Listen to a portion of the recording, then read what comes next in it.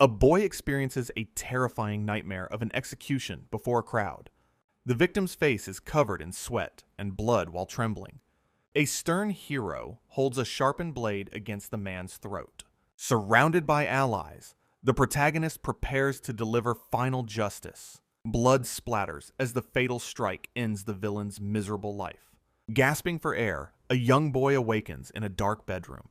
He stares at his tiny hands, realizing he has been reincarnated. Fear grips his heart as he recognizes his new identity. The world is a familiar game where a hero seeks power. Beautiful classmates gather around the protagonist during his academy days. Eventually, the hero must defeat a corrupt ducal family for peace.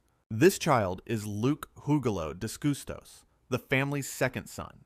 In the original story, he is mocked as a repulsive toad. He used his authority to bully others and harass innocent girls. The game contained many harsh scenes that were difficult to watch. Neglected by his family, young Luke lived in total isolation. He lacked magical talent and failed to meet any expectations. His own relatives eventually discarded him after his humiliating defeat. This character was never meant to be more than a minor obstacle.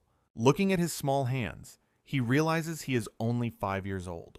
Luke dreads transforming into the repulsive, gluttonous version of himself from his horrifying nightmare. He decides that family love is unnecessary since he retains memories from his previous life. By avoiding evil deeds and maintaining his health, he believes he can successfully rewrite his tragic future. The high-ranking nobility provides a comfortable lifestyle, allowing him to dream of a peaceful and worry-free existence. Yet, he quickly realizes that being a passive bystander won't be enough to survive this world. His family remains fundamentally corrupt, making him a likely target for future purging if he stays weak. Suddenly, a revolutionary thought occurs to him as he clutches his pillow in the quiet room. He remembers that the character Luke was supposed to possess an incredible latent talent for magic. Focusing his mind, he detects a swirling mass of energy within himself and wonders if it is mana. He struggles to understand how to manifest spells without the familiar user interface from the original game. Visualizing the heal command, he attempts to trigger the magic through sheer willpower and memory. Taking a deep breath, he brings his hands together to attempt his first verbal incantation. Heal, he whispers, causing a brilliant light to erupt and envelop his tiny, feverish body. He examines his glowing hands, unsure if the spell worked without a digital health bar for confirmation. A subtle sense of relief washes over him, suggesting that his physical condition is finally beginning to stabilize. Driven by newfound hope, he decides to cast the healing spell once more to ensure full recovery. He repeats the word with intense focus, channeling more magical energy through his small frame. His concentration is broken by a maid's voice outside the door, announcing that it is time to wake. He acknowledges the arrival of morning, realizing that his long night of fever and revelation is over. Although he feels slightly sluggish, his body has remarkably recovered from the illness, thanks to his hidden power. Luke reflects on his mana limits while lying in bed, noticing his maid approaching as he ponders the necessity of formal study. Realizing that without a proper teacher, he must find an alternative way to learn. So he calls upon Syrup, his young beastfolk maid, asking her to read to him. Although she questions if the advanced book on magic basics is suitable for him, offering simpler picture books instead, until Luke explains his desire to master magic, employing his youthful charm and innocent gaze to persuade her, which immediately wins over the devoted maid's heart through his sheer cuteness, prompting her to let him rest comfortably on her lap during their study, as he further requests help with learning how to read and calculate, emphasizing that she is the only person he can truly rely on right now, leading Syrup to enthusiastically accept the responsibility of being his temporary tutor, though she jokingly suggests they incorporate physical training into their daily schedule, which Luke politely declines while maintaining a sweet, endearing smile, starting their first lesson as she begins reading the complex text aloud. Even though she visibly struggles with the obscure vocabulary and abstract concepts, prompting Luke to offer gentle encouragement despite the difficulty of the material, allowing him to summarize the fundamental principles of magic in his mind. Concluding that mana is a transparent energy found throughout the surrounding air, which activates only when channeled into a precise mental image of the desired effect. Luke learns that aristocrats manifest powerful elemental magic as they grow older. Belonging to the prestigious Discustos family ensures he unlocks these elemental abilities. However, the mental strain of studying and training makes him incredibly drowsy, until he finally succumbs to exhaustion, drifting off on Syrup's comfortable lap. Seeing this, the loyal maid gently carries him toward his large bed, where she carefully tucks him under the covers for a deep sleep. Watching him, she realizes how much he changed since his fever ended, and with a determined heart, she whispers a silent vow to protect him. Consequently, a full year of rigorous training passes quickly in the mansion. As Luke successfully expands his mana capacity to impressive new heights, recalling how he often collapsed from exhaustion during the early days, though he still remains isolated without access to a proper magic teacher. Meanwhile, he spends hours researching strategies to avoid his preordained fate, prioritizing his physical health to prevent the transformation he deeply fears, shuddering at the memory of the original character's unhealthy, obese appearance. So he introduces the revolutionary concept of daily face washing with soap, while Syrup watches in confusion as he demonstrates the cleansing lather, staring in stunned silence at the idea of her master having delicate skin, before shouting in alarm at his perceived vulnerability and mysterious past self. Yet he simply smiles and continues his skincare routine with a calm heart. Luke and Syrup establish a strict twice-daily skincare regime to maintain their youthful and radiant complexions. He utilizes high-end luxury products like moisturizing creams and sunscreen to preserve his delicate, noble skin. Combining magic training with daily chores, Luke levitates heavy water buckets to fill his bathtub efficiently. Syrup praises Luke for his glowing complexion, while they enjoy the breeze on the mansion's balcony. During their bath time, Luke continues his thorough cleansing routine, while Syrup assists him with his back. His health improves remarkably as he becomes more mindful of his daily physical care and hygiene. To further his recovery, Luke instructs the head butler to stop serving the standard heavy family meals. He vividly recalls how the greasy food from his household previously caused him constant digestive distress. Implementing recipes from his past life, Luke prepares light and balanced meals to stabilize his condition. His appetite returns as he enjoys a simple sandwich, proving his stomach is finally handling food better. Breaking his old lazy habits, Luke ceases oversleeping and begins every morning with a clear mind. He ventures into the nearby forest daily to absorb necessary sunlight and improve his overall mood. Accompanied by his loyal maid, Luke establishes a consistent routine of light gymnastics and outdoor walks. When Syrup offers to teach him more exercises, Luke politely declines to maintain his own pace. He remains firm in his absolute will to avoid overexertion while staying healthy and fit. Syrup watches him intently, curious about the deep motivations behind her master's sudden and mature changes. Luke honestly expresses his simple desire to live a healthy, easy life, far away from future tragedies. Confused by the apparent contradiction, Syrup questions how an easy life could be difficult to achieve. Luke clarifies that preventing himself from becoming a lazy glutton actually requires constant and disciplined effort. Syrup stares at him in awe, wondering how such a cute child possesses such complex philosophies. Reflecting on his previous gluttonous self, Luke vows to transform his naturally good looks into a handsome adulthood. While soaking in the bath, he contemplates how incredibly dull life as a minor noble truly is. Luke explains to Syrup that noble life lacks high-quality entertainment to keep a person truly engaged. He notes that while amusement facilities exist, they aren't places a child could visit every single day. Observing his father's coldness, he expects to remain ignored and discarded by the main family branch. Lying in the grass, he realizes that being born a noble doesn't mean his path is predetermined. While the original Luke squandered his advantages, he intends to effectively utilize his environment for the future.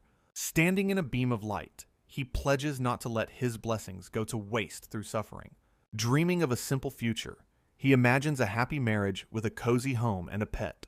As gold coins fall, he realizes he needs a stable income source to survive potential social isolation. Contemplating the Royal Academy, he weighs the life-altering choice of whether or not to actually attend. He remembers that the original game structure was strictly divided into two very distinct gameplay segments. The story balanced romance and training in the academy, with a strategic part focused on stopping villains. Clutched by anxiety, he calculates that avoiding the academy would significantly boost his chances of survival. Vivid images of the beloved heroines and monsters remind him of why he adored the game so much. His face flushes with genuine affection as he admits his deep love for all the game's characters. Overlooking the sprawling city, Luke vows to fully immerse himself in this world and seek true happiness. Syrup playfully teases her master, correctly identifying his ultimate goal of living a healthy and joyful life. When she suggests swordsmanship, he quickly declines, preferring to avoid any unnecessary physical exertion or labor.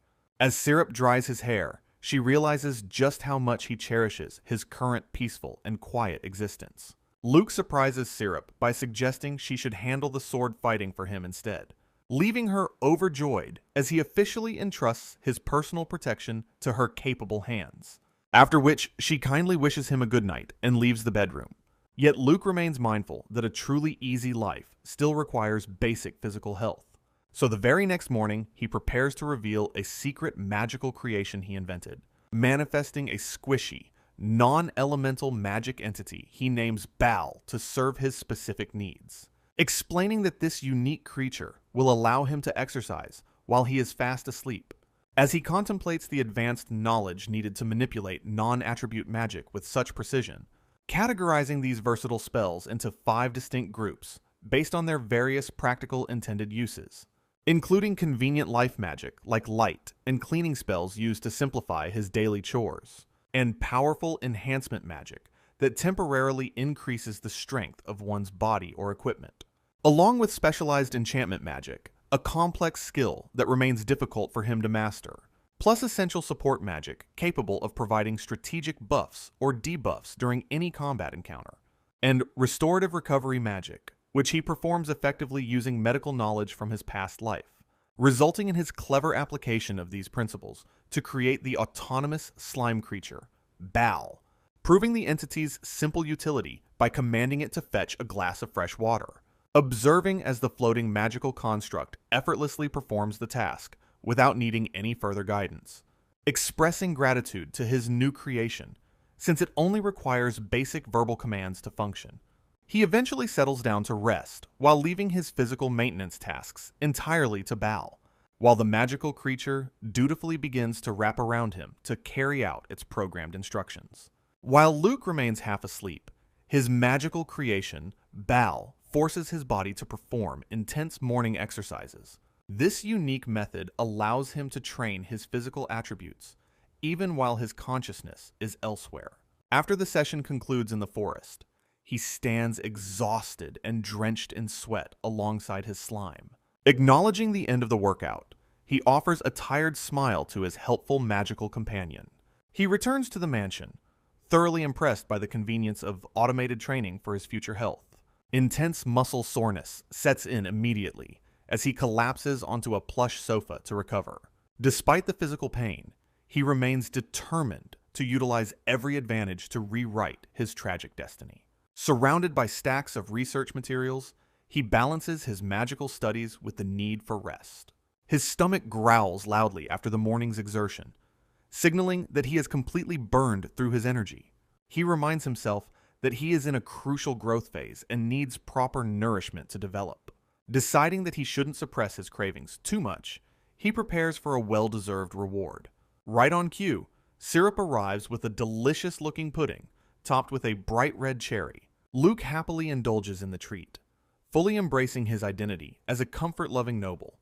Later that day, he uses his magic to levitate his cushion while focusing on a difficult book. Syrup watches him with a mixture of confusion and curiosity, waiting for a moment to speak up. Sensing her gaze, Luke pauses his reading to ask if anything is bothering her. She finally points out the obvious, asking with astonishment why he is currently floating in midair. He explains that the logic of levitating himself is identical to moving any other simple object. Realizing that explaining complex magical theory would be far too tedious, he chooses a different approach. Instead of further explanation, He invites Syrup to join him on the floating cushion for a rest. Syrup looks a bit flustered as Luke asks her if she is truly okay with his plan.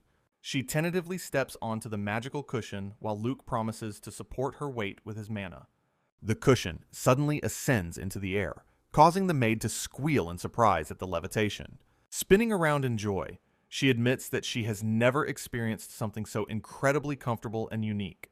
However, Syrup stops to raise her hand, posing a burning question that has been bothering her for months.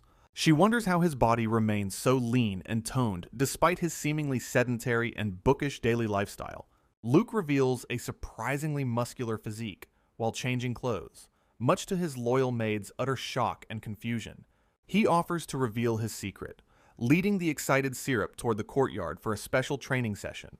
They walk outside into the bright morning sun as Luke prepares to demonstrate his hidden physical prowess. Luke explains that the first step involves molding mana into a concentrated orb to enhance his physical capabilities. Placing a hand on his heart, he begins the process of channeling energy through his entire nervous system. His eyes glow with a sharp, determined light as he fully activates his secret martial arts magic technique. Syrup watches in stunned silence, her ears twitching as she senses the massive aura radiating from the boy. In an instant, Luke transforms into a blur of speed, unleashing a flurry of incredibly precise combat moves. He explains that his evolved slime companion Bal helps his brain master complex martial techniques almost instantly. A sequence of panels shows Luke darting across the grounds with agility that far exceeds any normal child. He executes a devastating high kick with perfect form, leaving Syrup completely speechless at his hidden combat talent. Distraught by the contradiction, the maid screams about how much he supposedly hated moving just minutes ago. She watches the after images of her young master, struggling to reconcile his lazy words with his intense training. Luke finishes the demonstration with a powerful punch directed forward, demonstrating the fruits of his automated exercise. Luke takes a deep breath, settling his surging mana after the intense physical demonstration. Exhaling slowly, he wipes the sweat from his brow while feeling the weight of his progress. Turning toward his stunned maid, he casually asks for her honest opinion on his movements. Syrup erupts in pure excitement, showering her young master with heartfelt praise for his incredible strength. She rushes over to him, amazed that he has been training so hard in secret all along. Syrup marvels at his expert martial skills, claiming they surpass even the most seasoned combat professionals. While helping him change, she is shocked by the visible results of his rigorous, hidden physical regimen. She gratefully accepts his offer to teach her, her eyes sparkling with newfound respect and admiration. The two walk back toward the mansion to prepare for the rest of their daily tasks. Luke demonstrates how he molds mana into a concentrated orb to enhance his tiny, growing body. He explains the intricate process of circulating energy through his heart to maximize his overall physical efficiency. Focus sharpens in his eyes as he prepares to show her the next level of his technique. Syrup's ears twitch in surprise as she realizes the sheer scale of the power he is manifesting. A sudden burst of magical pressure radiates from Luke, catching his devoted maid completely off guard. He reveals that Bal assists his cognitive functions, allowing him to bypass years of traditional combat training. Swiftly, he cycles through a variety of complex fighting stances with fluid and perfectly practiced movements. He executes a powerful, high-velocity kick that creates a sharp gust of wind in the quiet courtyard. Syrup cries out in total disbelief, pointing out the absurdity of his claims about hating physical movement. She watches in a daze as his rapid movements blur into several distinct afterimages across the grass. After the workout, Luke cools off in a secluded forest pool while Syrup recalls an important detail. Luke notices the rumors about Syrup's increasing beauty among the other household maids. Over 5 years of shared beauty routines, her appearance has blossomed into something truly radiant. Meanwhile, her diligent sword training has given her a sharp and dignified aura of strength. After descending from his floating cushion, Luke officially delegates his future safety to her. Her eyes light up with joy, just from hearing him call her name so kindly. He gently pats her head, feeling privileged to see such a cute and loyal side. Soon after, Luke decides it is finally time to run an important errand regarding his magic. He asks Syrup to request an official attribute magic inspection from his distant father. With a polite bow, she departs to deliver the message to the main estate immediately. Alone now, Luke relaxes on his cushion, eagerly anticipating the results of the upcoming test. He considers that attribute magic is widely believed to be a divine gift granted at birth. Typically, an experienced mage identifies a child's natural element, such as fire, through specialized guidance. However, the question remains as to who exactly will be sent to teach him. The prestigious Ministry of Magic manages and regulates all elemental magic users within the entire kingdom. Usually, only elite mages from this organization are dispatched to tutor high-ranking noble children. Luke feels quite confident that he won't be lacking an element given his lineage. The Disgustos family is renowned for their magical excellence, with every member possessing unique elemental powers. His father wields the power of sand, representing the family's strong and shifting foundation, while his siblings and stepmother command elements like iron, stone, and even the power of temptation. Finally, he wonders with a mysterious smile which powerful attribute will eventually manifest within his own body. A sudden knock at the door interrupts Luke's quiet reading time on his floating cushion. The door swings open as the visitor gasps at the sight of the levitating boy. An elegant man in a dark cloak enters and immediately mistakes the pretty Luke for a girl. Luke is slightly annoyed, wondering how his appearance could possibly be confused for a young girl. He internally questions his own cuteness while looking at the visitor with a skeptical and flat expression. Syrup greets the guest and introduces him as a high-ranking official from the Magical Management Bureau. This man is Marsa Glico, the powerful bureau chief sent specifically to inspect the family's magic.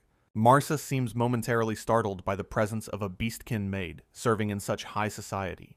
He quickly composes himself by adjusting his glasses, though he remains silent while observing the room. The official addresses the child on the cushion, still believing he is speaking to a noble lady. Marsa expresses his shock at the child's perfect memory regarding his long and complex official title. He humbly mentions that most people struggle to remember his specific position after just one introduction. The visitor notes that the Disgustos family truly has no openings, if even their children are this capable. While Syrup accepts the compliment, Luke remains silent and continues reading his book in the background. Marsa finally asks where the Duke's son is, not realizing the boy is sitting right there. Syrup points to the cushion, forcing the official to realize his massive blunder and apologize profusely. Luke thinks the man might have been genuinely impressed, rather than just mocking his feminine appearance. He considers the state religion's doctrine, which often leads to harsh discrimination against non-human races. For a moment, Luke worried Marsa would look down on Syrup, but the man remains surprisingly polite. Deciding that Marsa Glico is a trustworthy person, Luke lands his cushion to begin the magic test. Luke casually addresses the official as Mars San, causing the man to stutter in surprise at the informal greeting. He further insists on being called simply by his first name to build a more relaxed atmosphere. Reaching out with a confident hand, the young boy offers a friendly handshake to seal their new partnership. Marsa finds himself genuinely amused by the child's mature social skills as a warm glow fills the room. They solidify their pact with a firm handshake, marking the beginning of their official magic inspection process. Settling onto plush sofas, Marsa announces that it is finally time to determine Luke's natural, elemental affinity. He instructs the boy to gently close his eyes and focus on the flow of energy within. The official prepares a specialized tool to probe the depths of the child's hidden magical potential. Luke remains perfectly still, centered on the couch as concepts of sleep and sloth swirl in his mind. His eyes flutter as he feels a mysterious sensation awakening deep within his core during the test. A complex internal realization occurs as he discovers a unique attribute magic has manifested inside of him. He opens his eyes with a satisfied smirk, finding the results of the inspection to be quite extraordinary. Based only on a short description, he quickly grasps the fundamental nature of his newly discovered power. Marsa kindly offers to provide some additional context regarding the specific classification of this particular magic type. He reveals that both of Luke's attributes are actually categorized as highly coveted and rare forms of magic. While common magic is officially registered, rare abilities are often shrouded in secrecy to protect the user's family. The official suggests a vague public cover name for the ability to avoid drawing unwanted attention from rivals. Luke internally ponders the potential applications of his power, wondering if there are more advanced techniques to learn. Marsa emphasizes that constant dedication to one's craft is essential for mastering any magical attribute regardless of rarity. He concludes that truly facing his magic is the only way to reach the pinnacle of sorcery. Luke tells Marsa to keep his advice in mind when the official training eventually begins. Marsa smiles warmly at the young boy, genuinely appreciating the child's mature and thoughtful attitude. He remains impressed by the young noble's aura before a sudden realization strikes his professional mind. Marsa's composure breaks completely when Luke casually mentions the existence of rare and powerful appraisal magic. He leans in with intense curiosity, demanding to know how a child knows such highly classified information. Luke calmly explains that since Marsa saw his attributes, he deduced the man possessed the rare skill. The official is left coughing in sheer amazement at the boy's terrifyingly sharp and logical deductive reasoning. Syrup interjects to suggest a tea break. Noticing the conversation has become quite heated and overwhelming, they settle into a relaxing tea time, while Syrup elegantly serves a unique blend to the guest. Taking a sip, Marsa is immediately struck by the refreshing and remarkably high quality of the brew. Luke explains that it is a special herbal blend designed to clear the mind and revitalize the body. When Marsa asks about its origin, Luke reveals he personally developed the recipe for his own health. He offers to gift some tea leaves in exchange for keeping his advanced magic a strictly private secret. Marsa bows his head in profound gratitude, deeply moved by the young lord's unexpected kindness and generosity. He mentions with a smile that his own daughter would surely appreciate such a thoughtful and healthy gift. Luke learns that Marsa's daughter is the same age and possesses a genuine passion for magical studies. The mention of magic reignites Marsa's professional curiosity as he gestures toward the unusual floating cushion.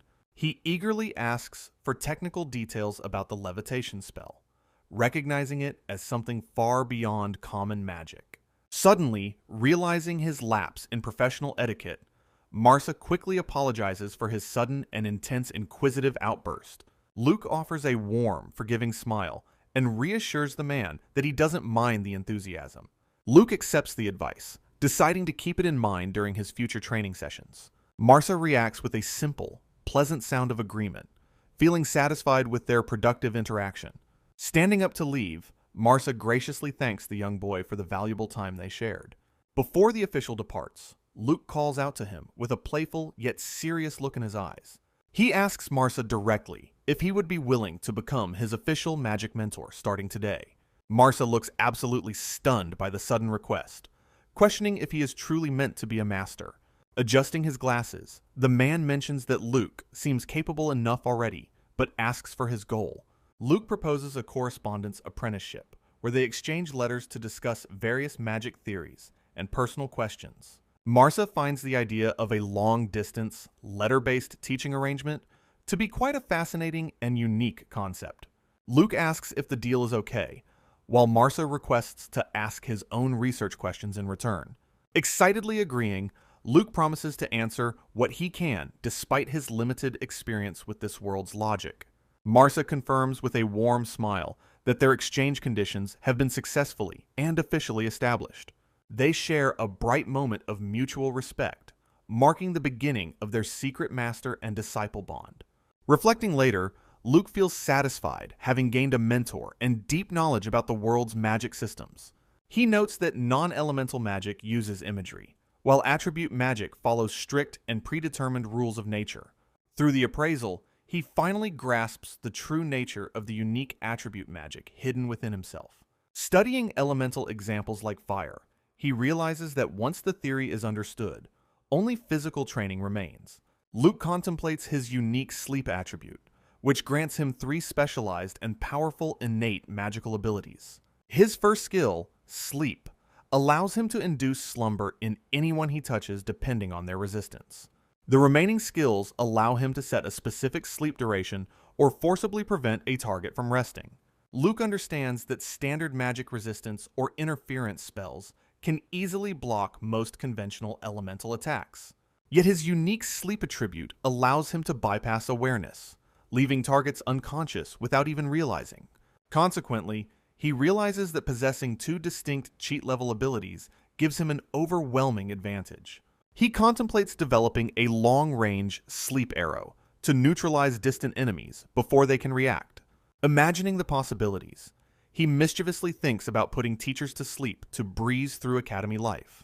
Surrounded by research, he remains eager to conduct countless magical experiments to test his theories.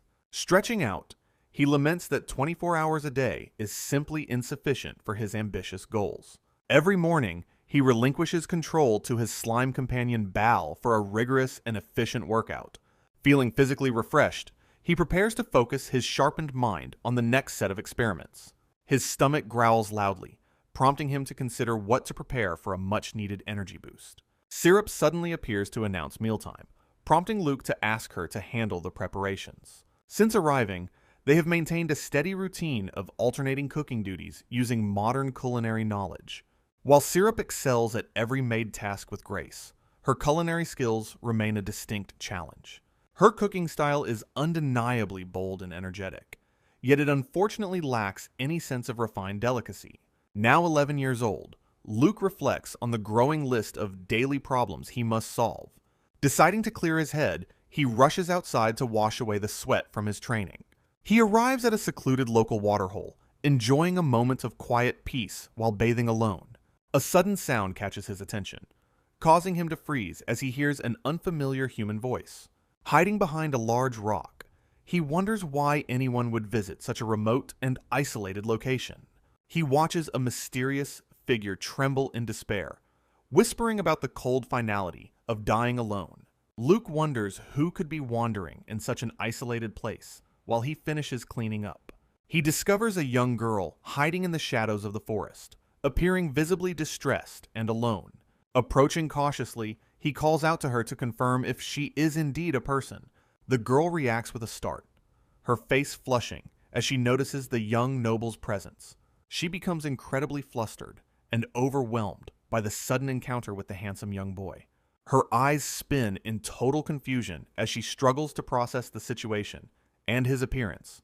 Luke assumes she must be an invited guest for his older sister's faction-building tea party held today. He politely introduces himself as Luke Hugelo Descustos, the second son of the prominent ducal house.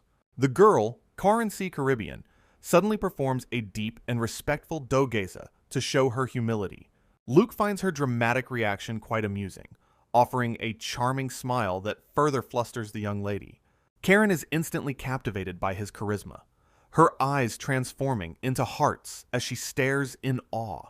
He takes the opportunity to ask if she possesses the ability to manifest any specific attribute magic. She enthusiastically confirms her skills, while Luke admits his profound and genuine love for all things magical. Eager to witness her power, he asks her to demonstrate her unique elemental attribute right here. Karen agrees with the energy of a dedicated shop clerk, ready to serve his every request immediately. She politely excuses herself as she prepares to reveal the magical tools hidden within her attire. A stylish, heart-shaped item suddenly appears as she manifests her specialized equipment for the demonstration. She explains that these high-quality pouches are actually common commercial goods, rather than purely magical creations.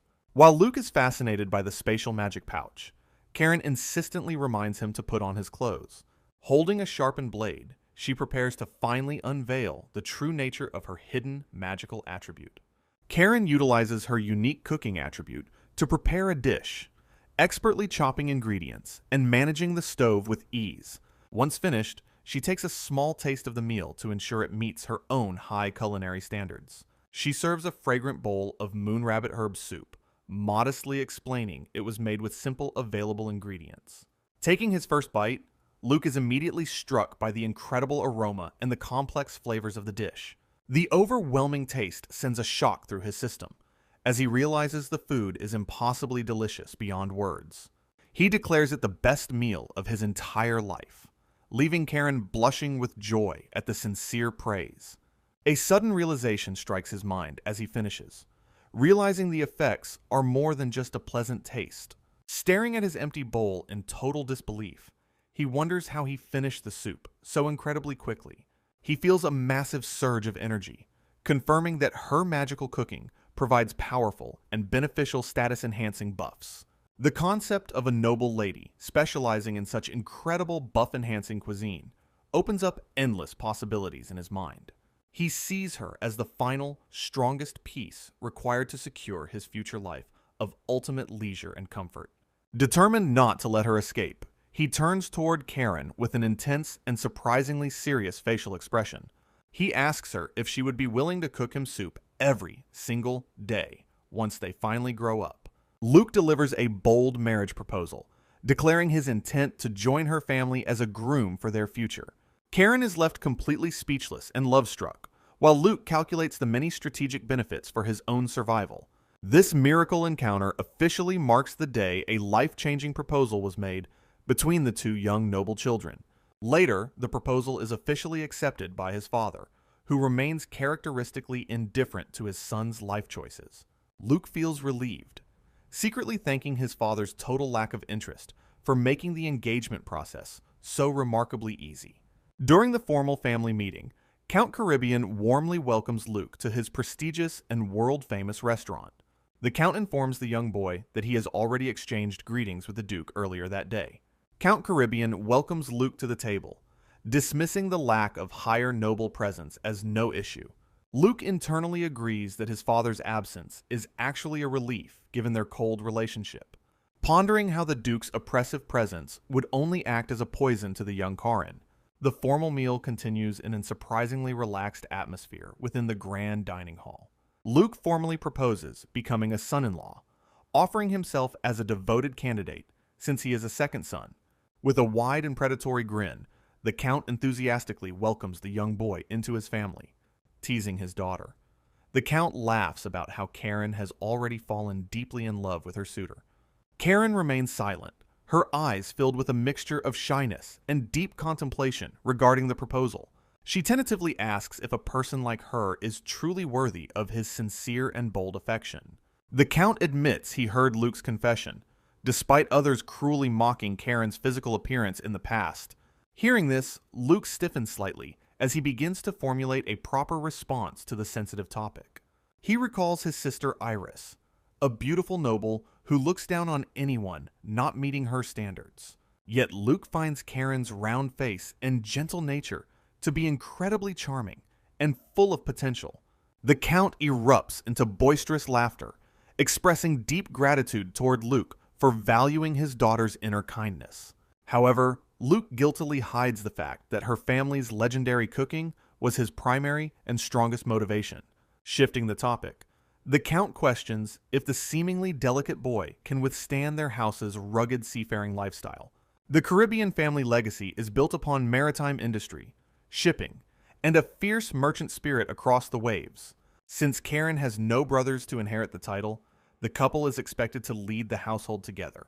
Imagining Karen as a happy chef, Luke realizes her culinary talents would flourish even more as a business. Luke confidently reassures his future father-in-law that his daily secret training has prepared him for any physical challenge. Luke confidently displays his SPF 50 sunscreen, ensuring his noble skin remains protected even during maritime travels. He plans to utilize his slime ball on board to negate seasickness and effortlessly manage heavy cargo transport. Recognizing the young couple needs privacy, Count Caribbean graciously prepares to depart and leave them alone. The Count entrusts Karen to Luke's care, encouraging them to enjoy a pleasant conversation in his absence. A knowing and satisfied smile plays across the Count's face as he observes their burgeoning relationship.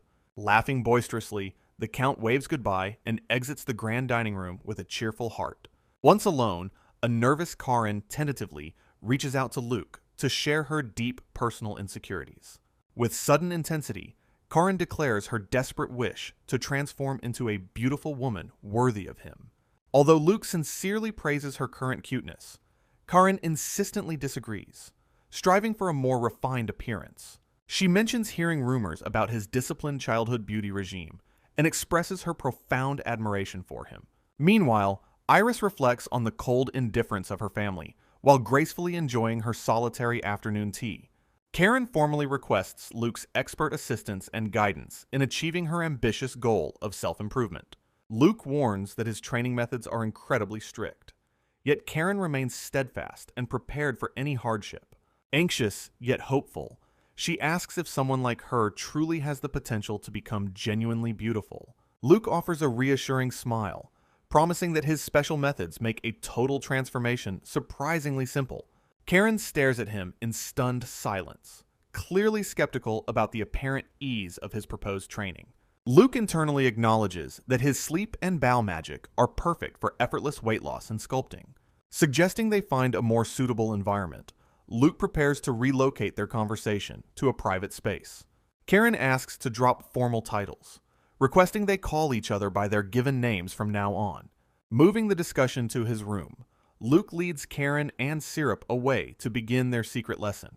Luke orders Syrup to stand guard against potential eavesdroppers, ensuring their magical training remains a strictly guarded secret. He emphasizes the need for caution regarding his sister's influence before quickly diving into the main discussion with Karen. Karen looks on in utter amazement as Luke reveals that his revolutionary weight loss method relies entirely on magic. Explaining the core concept, he describes a technique that allows a person to train physically while deeply asleep. He reveals his rare dual attributes of sleep and sloth, choosing to demonstrate the former for her today. Karen is instantly charmed when Luke introduces Bal, his adorable non-attribute magical slime created to assist in his training. The process is straightforward.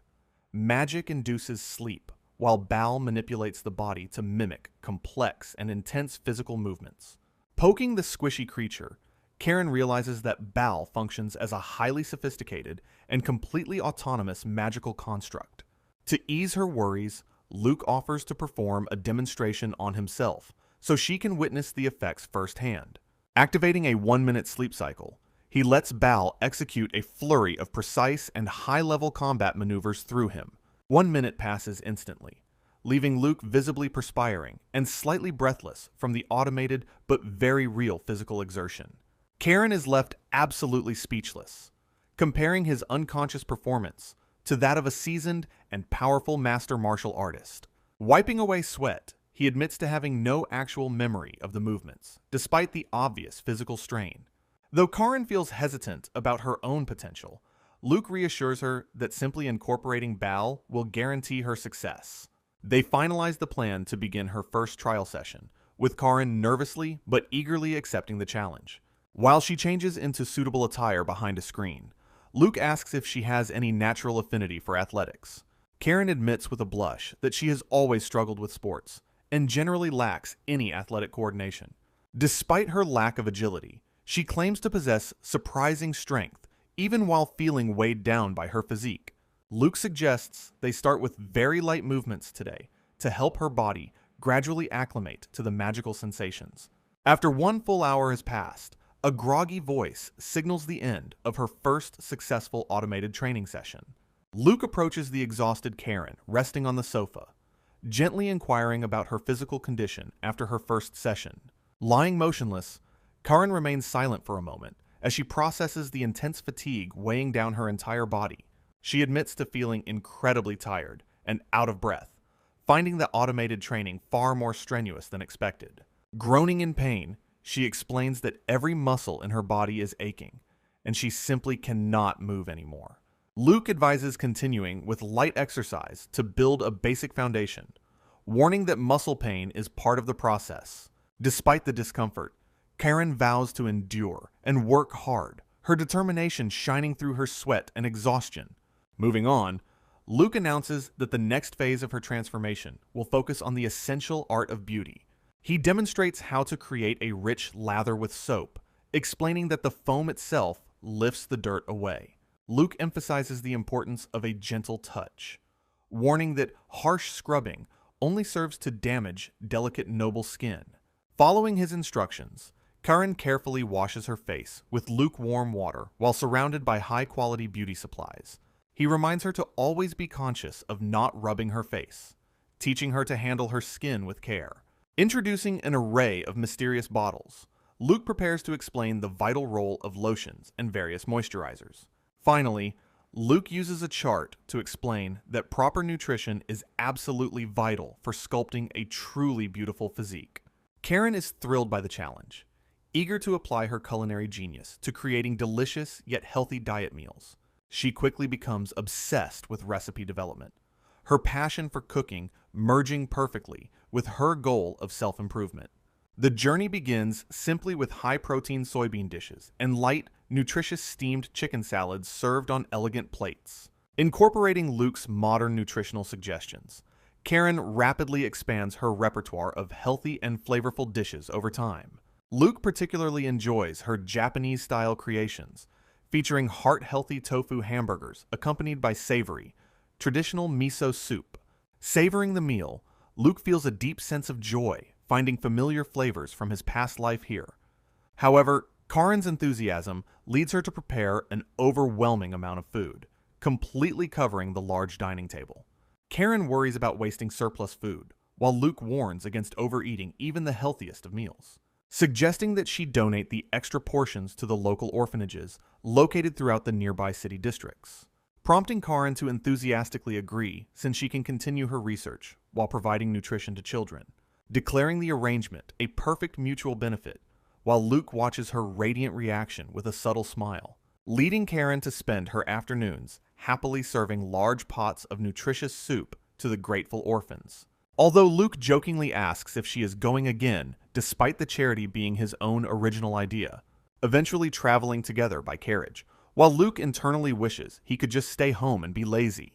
Arriving at the dilapidated orphanage building accompanied by Syrup and an energetic Karen ready to help, noticing a mouse on the floor as he contemplates the unfortunate and unhygienic state of the orphanage, while a young worker is overwhelmed by the sudden visit from the noble Karen and her group, before the girl breaks down in tears, explaining her inability to help her sick and unconscious brother, mentioning that since she lacks healing magic, the greedy church would demand payments they cannot afford, causing Luke to sigh and decide to personally inspect the boy since he dislikes the church's policies.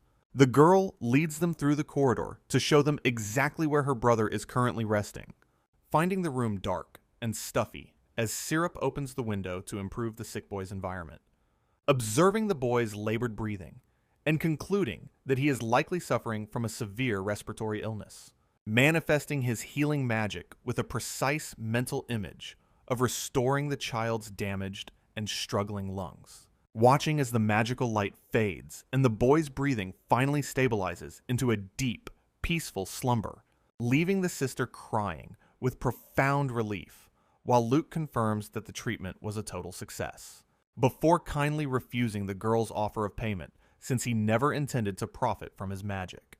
Luke clarifies his noble status, claiming the healing was merely a calculated experiment without any need for compensation, reasoning that witnessing the spell's success was payment enough and he should be the one expressing gratitude. The young girl is left trembling in stunned silence, overwhelmed by the noble boy's immense and selfless generosity. As she bows deeply, Luke internally notes her apparent intelligence and hopes a better environment aids her future. Shifting focus to the facility's needs, Luke calls for Syrup to assist him with the next important task. Syrup jokingly remarks that since the Duke has endless gold, spending it on the orphanage is no problem. They proceed directly into the director's office to discuss necessary improvements for the children's living and learning conditions. Luke abruptly drops a heavy bag of 50 gold coins to fund comprehensive hygiene and educational reform immediately. Preventing any hesitation, he bluntly declares that he hates thinking and will not accept any form of refusal. The girl accepts his decree with a respectful smile, formally recognizing him as the orphanage's powerful new benefactor. He continues his magical research by treating various conditions, including poison, monster wounds, and severe illnesses among orphans. 3 years pass quickly, and at 14, Luke continues leading a life of ultimate comfort and quiet study, While Syrup handles chores and Karen cooks daily, Luke maintains his health using Bal's constant and automated training. He basks in the success of his carefully crafted, lazy lifestyle, feeling completely fulfilled by his peaceful routine. Reflecting on his growth, Luke acknowledges how Karen's bright influence has significantly enriched his many new daily experiences. Unfortunately, these precious and quiet days of leisure are finally destined to reach their inevitable and fast-approaching end. This spring, Karen must leave the estate to begin her new life and magical studies at the academy. Luke desires to spend every remaining second by her side before her departure changes their comfortable daily dynamic. However, he grows concerned when Karen fails to appear for their usual meeting, leaving him alone and waiting. Suspecting an unforeseen delay, Luke decides to personally search for her to ensure she has not encountered trouble. Luke spots his eldest brother, Testa, wandering the main estate at an unusually early and unexpected hour. The two brothers pass each other in total silence, highlighting the cold and distant nature of their relationship. Quickly dismissing the encounter, Luke refocuses his attention entirely on finding Karen before her imminent departure today. He heads toward a secluded gazebo, suspecting her whereabouts, while the garden's spring breeze rustles the nearby leaves. Discovering her alone among the roses, he notices her shedding quiet tears of anxiety about the upcoming journey. Seeing her now, Luke marvels at Karen's stunning transformation into a truly elegant and radiant young noblewoman. Her diligent efforts have clearly paid off, resulting in a physical change that captures everyone's surprised and admiring attention. Luke eventually finds Iris hosting a tea party, where Karen has been effectively cornered by his formidable sister. Iris greets her younger brother with a playful yet sharp smile, sensing his protective intent for the guest. Maintaining a dignified posture, the beautiful Iris questions his sudden presence during her private and exclusive social gathering. Luke ignores the pleasantries, bluntly requesting to take Karen away so they can spend their final moments together. Iris fumes with irritation, accusing him of intentionally disrupting her carefully planned event just to satisfy his selfishness.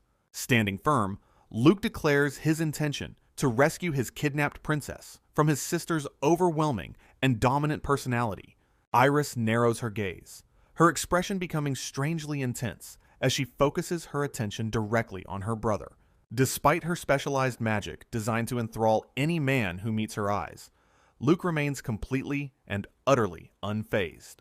Finding her seductive charms useless against him, Iris pouts while Karen watches the sibling rivalry with growing embarrassment.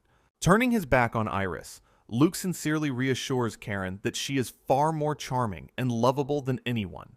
He steps forward to reclaim his fiancée, ignoring his sister's protests, while a magical aura begins to swirl. Locking eyes with Iris once more, Luke firmly tells her that this unproductive game of hers is officially over.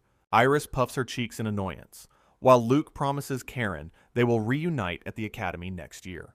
Karen blushes intensely as she watches the siblings bicker, finding their interest in her to be quite overwhelming. Iris holds Karen close, her expression revealing a mix of possessiveness and satisfaction during their intense interaction. Luke leans in close to Iris, teasingly warning her that such a scary expression ruins her beautiful face. Offering a charming smile, Luke wishes his sister luck at the academy, while she remains visibly flustered by him. Taking Karen's hand, Luke decides it is time to depart, leading her away from his sister's overwhelming presence. Karen offers a polite and hurried apology to Iris as she is led away by her determined fiancé. Iris is left behind in a daze, her heart racing as she whispers her brother's name in the garden. Focusing on her own desires, Iris contemplates finding a man whose beauty can truly match her high standards. Luke gazes back with a knowing smile, leaving his sister behind as he prioritizes his time with Karen. Several months pass quickly, and Luke relaxes in his room while Syrup prepares to read another book aloud. Since Karen's departure for the Royal Academy, Luke has fully embraced a life of complete and total isolation. He reflects on how merchants now deliver everything directly to the mansion, eliminating his need to ever leave. Realizing he has no friends except Marsa, Luke suddenly feels a spark of curiosity about the outside world. Surprising Syrup, Luke abruptly decides to venture out for the day, despite his usual preference for staying indoors. He insists that Syrup accompany him even if the weather turns sour, and she obediently accepts his request. Syrup smiles brightly, genuinely surprised by her young master's rare and sudden desire for an outdoor excursion. Their carriage speeds through the city streets, driven with incredible skill and speed toward their mysterious destination. Syrup wears a heavy hooded cloak to hide her beastkin features while demonstrating her expert skills as a driver. Reflecting on past trips with Karen, Luke realizes how much he misses her presence before they finally arrive. Stepping out, Luke marvels at the speed of the journey, realizing that the family's authority clears any path. Luke smiles, wondering if he will find something truly worthwhile during this rare outing. The carriage pulls up to Maid Department Store, a massive and famous hub for adventurers. Entering the lobby, Luke encourages Syrup to shop freely, while the staff offers a warm welcome. The store owner, Mosky Maid, immediately recognizes Luke and formally introduces himself to the young noble. Luke realizes that for successful merchants, accurate and timely information is their most powerful competitive edge. They are promptly escorted to a lavishly decorated VIP room to conduct their business in private. A servant provides exceptional hospitality, presenting multiple trays filled with exquisite and colorful desserts. Mosky politely steps aside, allowing his capable daughter to take over as their personal guide. Akari Maid makes a stunning entrance, her bright smile radiating confidence as she greets her guests. Luke instantly recognizes her as one of the game's main heroines from the merchant story route. Akari's polite demeanor towards Syrup deeply impresses the young master, who values such rare kindness. Feeling quite fortunate, Luke settles into the plush sofa, eager to start his pre-academy shopping. With a professional charm, Akari inquires about the specific items they wish to purchase today. Luke requests a variety of high-quality beauty products and some innovative convenience goods for his home. Akari begins her enthusiastic sales pitch by demonstrating a sleek and powerful magical hairdryer. After a successful shopping spree, Luke beams with happiness, having purchased nearly everything on display. Turning his attention to Syrup, he kindly asks her to choose a special gift for herself. Syrup looks visibly startled by the sudden offer, as such personal shopping trips are very rare. Sensing an opportunity, Akari quickly suggests a beautiful accessory that would perfectly suit the maid. She presents a striking red choker adorned with a silver lock, which immediately catches everyone's eye. Syrup hesitates to accept the gift due to her status, but Luke insists on purchasing it for her. The devoted maid looks up in stunned silence, her eyes sparkling with a mixture of surprise and gratitude. Luke hands over the boxed choker, expressing his sincere thanks for her constant and loyal service over years. Noticing her overwhelmed state, he briefly wonders if his choice of accessory was perhaps too bold or intimate. Syrup blushes intensely, realizing that her young master truly values her as more than just a common servant. He gently reaches out to personally fasten the elegant red choker around her neck in a quiet moment. The striking accessory fits her perfectly, emphasizing her beauty as she stares back at him with pure adoration. Akari erupts in cheers, praising how the item flawlessly complements the maid's radiant and newly dignified appearance. As they prepare to leave the store, a flustered Syrup follows closely while clutching her master's sleeve tightly. She tentatively asks for his final opinion on her new look, her heart racing with quiet, nervous excitement. Luke observes how the deep red color creates a stunning contrast against her flowing and pure white hair. Seeing her radiant and genuine smile, the young noble feels a profound sense of satisfaction with their outing. The two depart from the department store, while Akari bows deeply, thanking them for their very generous patronage. Akari watches them go with a knowing smirk, thoroughly satisfied with the profitable and interesting business encounter. Reflecting on the day, Luke admits that occasionally venturing outside provides a refreshing and necessary change of pace. Their carriage rolls through the busy city as he prepares for his own inevitable departure for the academy. He vows to resolve his remaining past issues before finally leaving the protective safety of his family estate. Recalling the repulsive and gluttonous fate of his original character, he remains determined to rewrite his own story. Returning home, he collapses onto his plush bed, feeling the sudden weight of his growing responsibilities and fatigue. He eventually succumbs to a deep and peaceful sleep, resting before the challenges of the new year begin. Luke contemplates the difficulty of maintaining his lazy path, realizing that even sloth requires significant effort and discipline. Staring into the mirror, he wonders how he could have ever transformed into the repulsive monster from his nightmare. He vividly recalls the gluttonous version of himself, questioning if mere lifestyle choices could cause such a grotesque change. Considering his constitution and potential allergies, he analyzes the specific ingredients used in the meals from his early childhood. Closing his eyes, he focuses on the lingering memories of those heavy foods, suspecting a more sinister underlying cause. A sudden realization strikes him, as he believes Karin's vast culinary expertise might hold the key to this mystery. Karin explains that certain food interactions can act as potent poisons, potentially altering a person's physical form over time. Reading through research notes, Luke learns that specific medicinal materials can cause permanent bodily transformations, or even death. With a sharpened gaze, he decides to reevaluate his past through the perspective of a systematic and long-term poisoning. Turning to Syrup for more clues, he asks for her honest observations regarding his behavior as a young child. Syrup recalls him being a perfectly healthy and adorable 4-year-old who possessed a seemingly bottomless and joyful appetite. She details the terrifying moment he collapsed right after a grand birthday feast, causing absolute chaos among the household staff. Following that incident, his health remained dangerously unstable for an entire year until finally stabilizing around the age of 6. Luke inquires about the cook from that period, learning that the head butler personally assumed responsibility for his meals. Everything finally connects in his mind, confirming that the head butler was the one orchestrating his slow and physical ruin. Moving with quiet determination, Luke heads toward a private chamber to finally confront the traitor lurking within his home. He enters the dimly lit room where the head butler is already waiting, seated motionlessly in a large armchair. The butler is revealed to be securely bound, blindfolded, and gagged by Bal as Luke greets him with cold eyes. Pacing around his captive, Luke demands to know why he tried to turn him into a repulsive, gluttonous shell. With a chillingly calm expression, Luke offers mock gratitude for the poisoned daily meals served during his vulnerable childhood years. Luke notes the poison failed while standing before the bound and terrified head butler. He casually sits on his slime companion Bal, looking completely relaxed during the tense interrogation.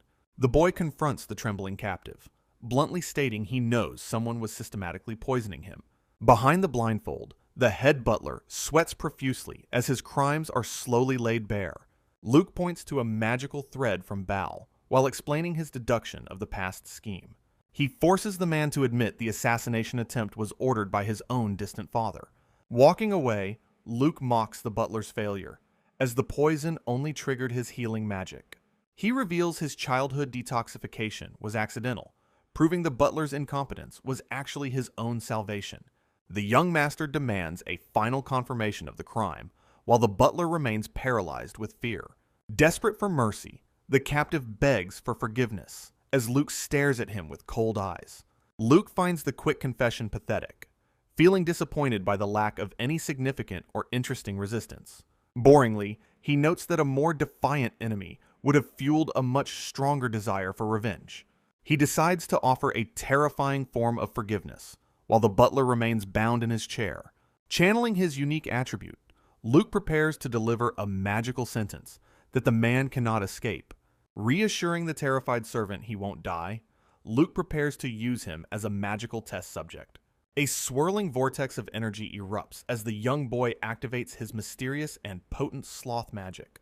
Luke bestows a cursed gift of eternal laziness upon the butler, who begins to lose all will. The man's eyes flutter shut as the magic takes hold, stripping away his focus and vitality instantly. Observing the results, Luke concludes the experiment was a success and provided valuable data on human targets. He dismisses the now useless servant, telling him to return to his duties in a state of lethargy.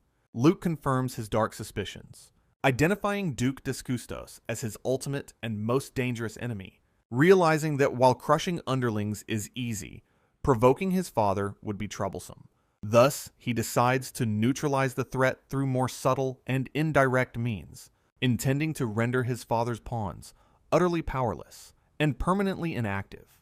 Consequently, returning home where Syrup questions his mysterious and sudden disappearance, settling down for a quiet and intimate heart-to-heart with his loyal maid, playfully asking if she would be happy if he chose to attend the academy, causing Syrup to panic as she believed his attendance was always a certainty, gently explaining the risk of assassination while contemplating his many potential futures. Regardless, he remains determined to act solely to protect his peaceful, lazy life, plotting to assist the game's protagonists in dismantling his own corrupt family, accepting that although it is a massive hassle, he truly loves this world, vowing to perfectly maintain his public persona as a lazy and villainous noble, promising himself that he will never allow anyone to take his life. Exactly 1 year later, Luke finally departs the estate in an elegant carriage, arriving at the massive arena for the prestigious Royal Academy entrance exams, preparing for the upcoming academic, magical, and practical evaluation phases, intending to coast through without effort until a mysterious beastman creates a stir, observing the stranger while wondering if they are a candidate for the practical exam. Luke suddenly catches sight of a girl with vibrant green hair, wondering if she is someone important. He watches intently as the mysterious candidate prepares to demonstrate her combat skills in the large arena. A close-up reveals her striking emerald green eyes, confirming her identity through a familiar character design. Recognizing her as Ruby, a high-level adventurer and a key heroine from the original game story, Ruby moves with lightning speed, unleashing a series of devastating attacks that leave the observers completely stunned. She delivers a powerful blow to her opponent, showcasing physical strength that far exceeds any normal student. Executing a perfect acrobatic maneuver, she continues her relentless assault while the crowd watches in absolute awe. Her exceptional physical abilities and refined combat techniques prove that she is a truly formidable and dangerous competitor. Luke formally introduces himself to the crowd, his prestigious family name immediately causing a stir among candidates. Feeling quite bored, he prepares to manifest his non-attribute magic while ignoring the skeptical looks from onlookers. He unleashes a massive burst of magical energy, instantly obliterating the targets and leaving the examiners speechless. His opponent is left in total disbelief as Luke casually displays power far beyond their wildest expectations. Ruby watches the display with a playful and interested expression, her attention now fully captured by him. Walking away from the smoldering ruins of the targets, Luke impatiently calls for the next evaluation phase. Ruby lets out an intrigued hum while her tail twitches, finding this mysterious noble boy to be fascinating. She eventually skips away from the testing area, leaving her defeated and humiliated opponent far behind. Luke realizes he has lost track of the green-haired girl, but remains confident they will reunite soon. Recalling the original story, he knows his high scores ensure a smooth transition into his academy life. Several days later, a visibly anxious Syrup presents him with a formal letter that just arrived. They celebrate together as the official notice confirms his successful enrollment into the prestigious Royal Academy. A shimmering light marks the beginning of a brand new and pivotal chapter in Luke's journey. The official romance and strategy simulation segment finally commences as Luke steps into his academy uniform. He confidently acknowledges his own striking appearance while preparing to navigate the complex social landscape ahead. Standing tall and proud, he perfectly embodies the aura of a high-ranking and exceptionally powerful noble. Examining his reflection, he marvels at how well he wears the formal attire compared to his past. Syrup informs him that his transport is ready, signaling the immediate start of his new life. The massive and prestigious campus of the Royal Academy stretches out before him in all its glory. Elite noble students gather in groups, showcasing the immense social influence held within these ancient stone walls. Talented commoners also join the ranks, eager to prove their worth alongside the kingdom's most powerful families. The institution serves as a critical training ground for those destined to fight the world's monster threats. Additionally, it operates as a specialized research hub where legendary mages explore the deepest mysteries of magic. The game's Academy phase is defined by two major and essential objectives that every student must pursue.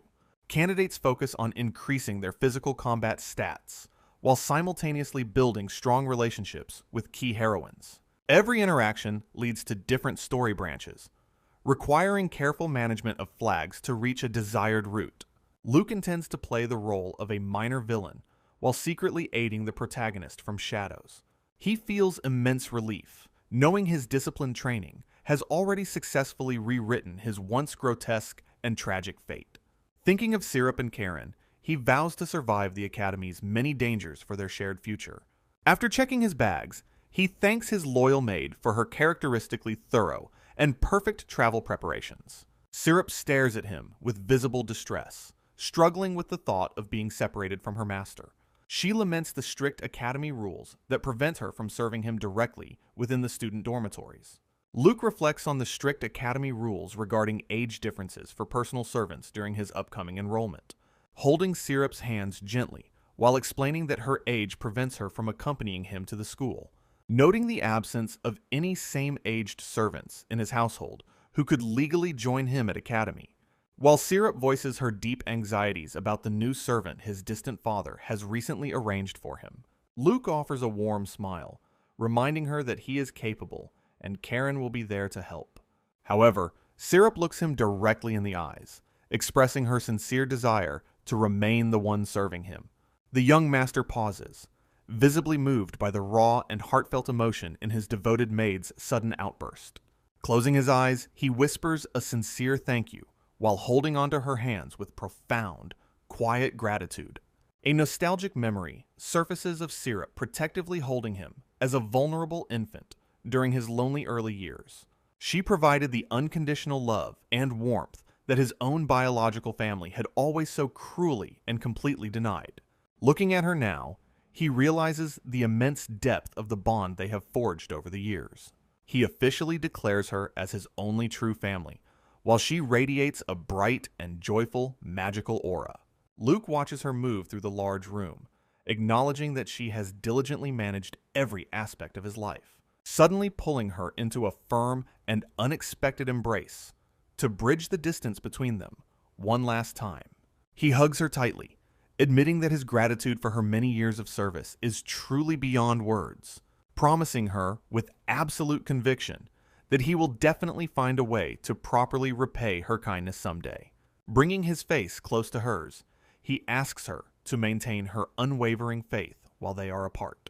Syrup clutches him back, confirming her complete trust and promising to wait for his inevitable return from school. They share a final, poignant moment of mutual sadness as they both admit how incredibly lonely they'll feel. Settling onto his floating cushion, Luke promises to return for the winter holidays to ease her worried heart. Luke affectionately pats Syrup's head one last time, officially entrusting her with the management of his home. Consequently, his carriage departs from the estate, while Syrup's heartfelt farewell echoes through the quiet morning air. Gazing out at the passing city scenery, he resolves to cherish his bond with her far beyond graduation. He suddenly suggests that she should remain by his side, even after he eventually leaves his family. Syrup admits her surprise, since she anticipated a future dismissal. Yet, he firmly declares he won't release her. Overjoyed by his sincere words, she vows never to leave him, bringing a satisfied smile to his face. Mentioning his future plans, he notes that her continued service depends only on his fiancée Karen's kind permission. Inside the moving carriage, he boldly proposes that they should eventually become a truly authentic and official family. Blushing intensely, Syrup enthusiastically accepts his invitation, while he enjoys witnessing her rare and adorable spoiled side. Finally arriving at the prestigious gates, he waves a bright goodbye to start his new life among strangers. The sprawling main thoroughfare of the Academy appears, bustling with the energy of the kingdom's most talented youth. Approaching the dormitory reception, a girl with glasses tentatively asks if he is indeed the famous Master Luke. Turning with a polite yet curious expression, he directly asks the newcomer to identify herself to him immediately. She formally introduces herself as Libera Glyco, revealing her identity as the devoted daughter of his secret mentor, This intelligent young lady belongs to the Baron Glico house, poised to begin her own magical education.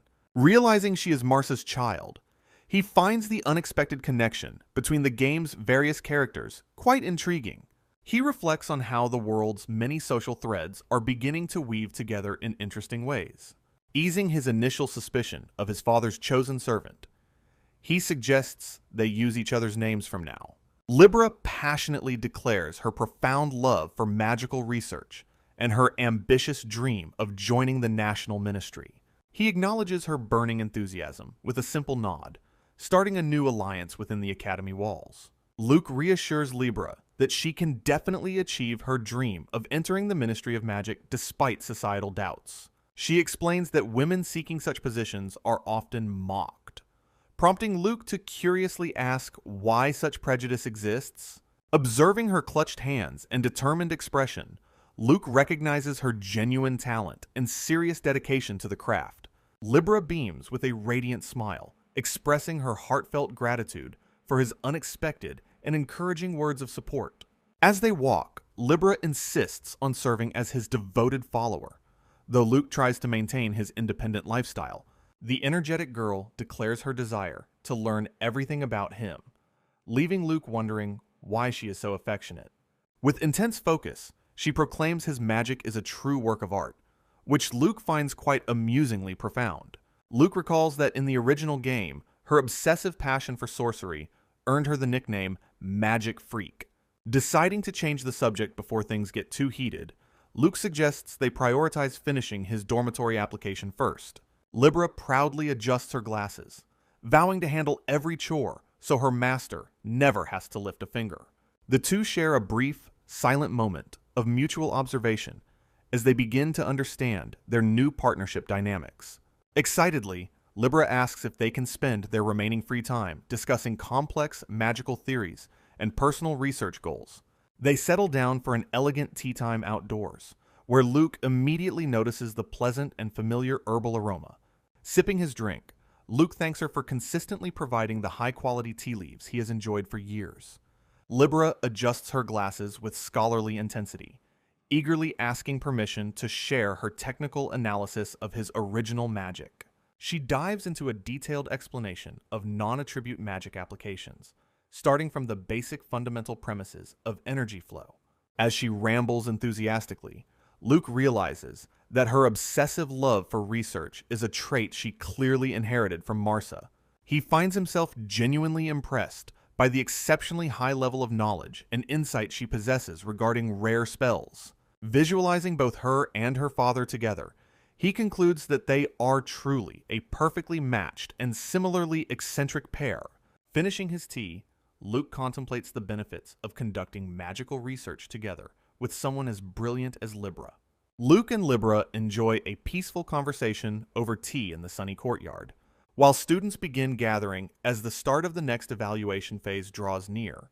Prompting Libra to clear the table with such blinding speed, she creates multiple afterimages, anticipating the day's main event, which is finally about to commence in the Great Hall, eventually entering the massive auditorium where all the new Academy students have officially assembled.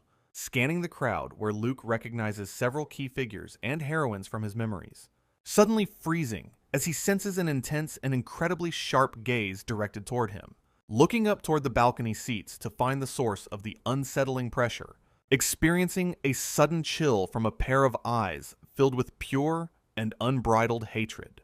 Noticing a young man and a woman watching him from their high vantage point. Identifying the mysterious boy as someone who reacts to his presence with immediate recognition, wondering if the knight has actually managed to identify him from such a distance. Sensing a potent mixture of deep-seated hostility and physical disgust in that sharp gaze. Reflecting that while they should be strangers, the opponent clearly holds a long grudge. Asking Libra why the boy is directing such an intense wave of animosity toward him. Libra looks up in surprise, realizing who has captured her young master's focused attention, explaining that the boy belongs to the Marshall House, a family of prestigious royal knights. Introducing Dan, a talented knight apprentice whose family has always opposed the Discustos bloodline. Thus, their inherent political conflict makes their meeting at the Academy a truly volatile situation. adding that his companion Linshan is also a warrior renowned for her legendary martial excellence. Linshan, the first daughter of the Marshall family, is introduced as a childhood friend with limited magical talent. Libra identifies her servant Dan as a knight apprentice possessing the powerful and unique attribute of enhancement. Luke recalls that choosing Linshan leads the player down the most traditional and righteous story route. She is considered an easy marriage option for the hero, requiring no complex strategy to successfully win over, often culminating in a peaceful ending where she lives happily as a devoted wife and loving mother. However, in darker game routes, she is captured and forced to marry the villainous version of Luke. Luke internally admires her single-minded nature, while recognizing how her pure heart often triggers major story tragedies.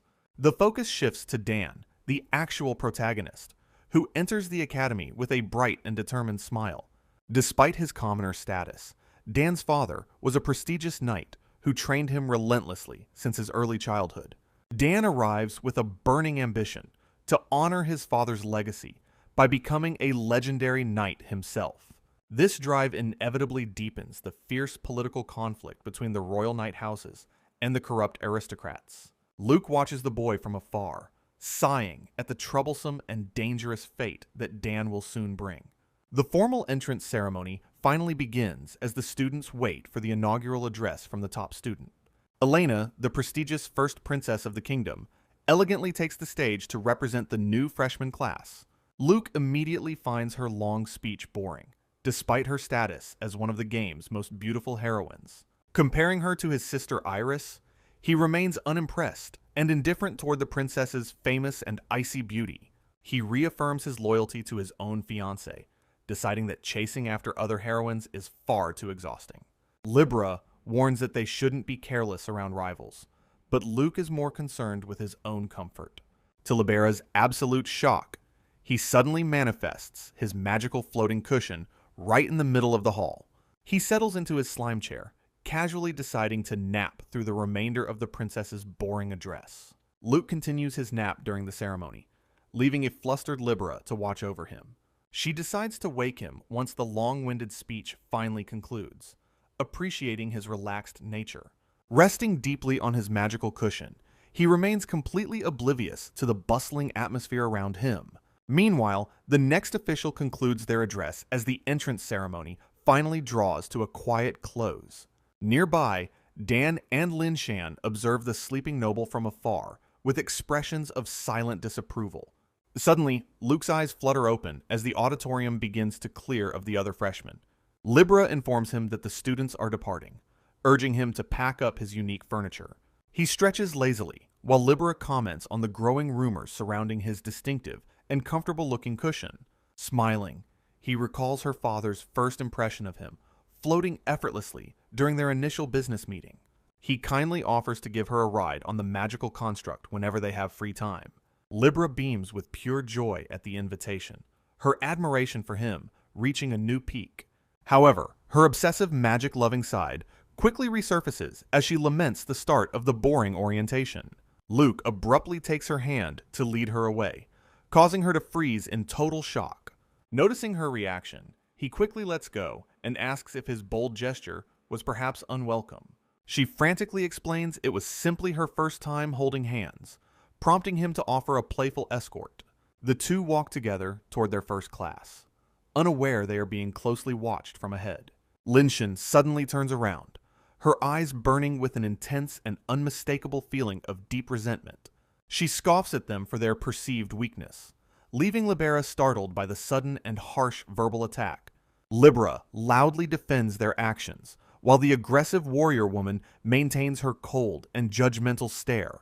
Luke casually waves off the tension, urging Libera to ignore the conflict and focus on their day. Libera curiously asks if he's angry, but Luke dismisses it as a total waste of his precious energy, claiming that talking to her is a much more enjoyable way to spend his time and effort, causing the young lady to blush while she tentatively confirms if he truly enjoys their daily conversations, leading to a radiant and sparkling expression as she admits her own profound happiness in his presence. Eventually arriving at the classroom for Class 0, where the elite students gather for their orientation session. Finding that seating is entirely open, so they settle into their desks while waiting for the instructor.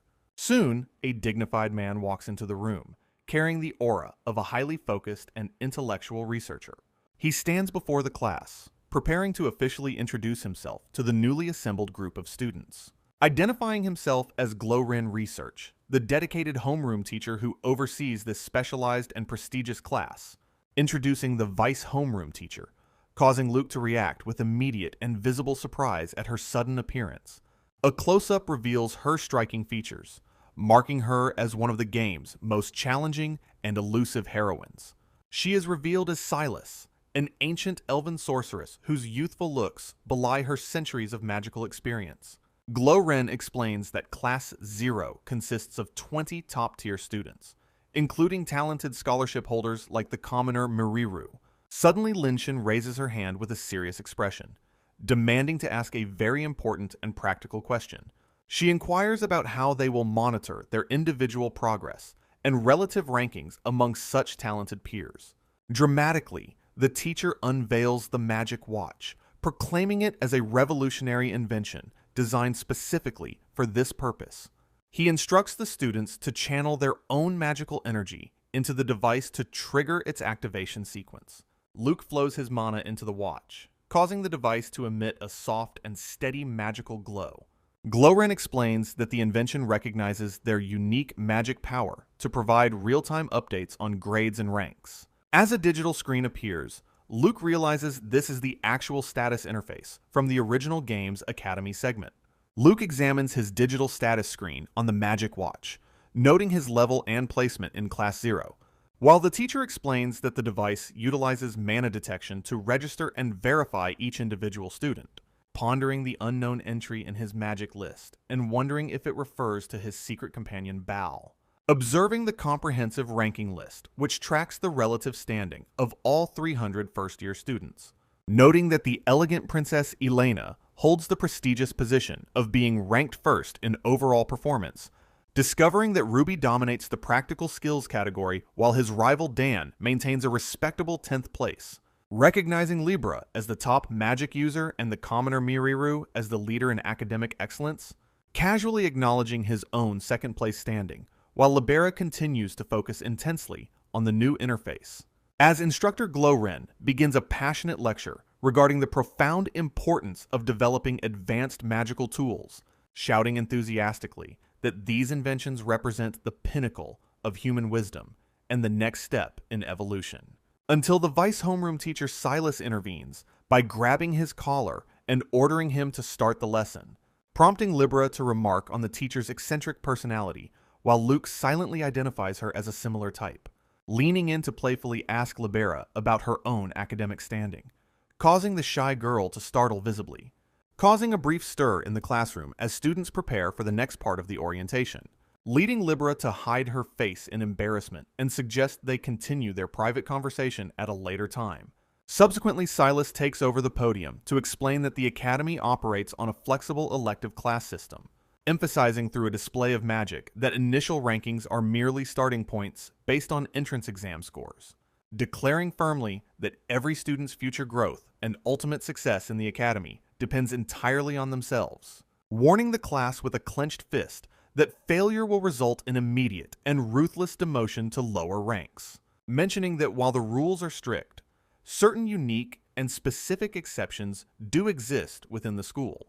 Silas introduces the Academy Sword Emperor Cup, the institution's most prestigious annual event held in the massive arena, noting that it draws significant attention from outside forces and remains the highlight of the academic school year. Explaining that achieving a high score allows students with poor academic or magical grades to remain in elite classes, while revealing that the champion receives the title of Honorary Knight and entry into national-level tournaments, causing Luke to contemplate the event as a pivotal milestone in Dan's preordained path toward becoming a knight.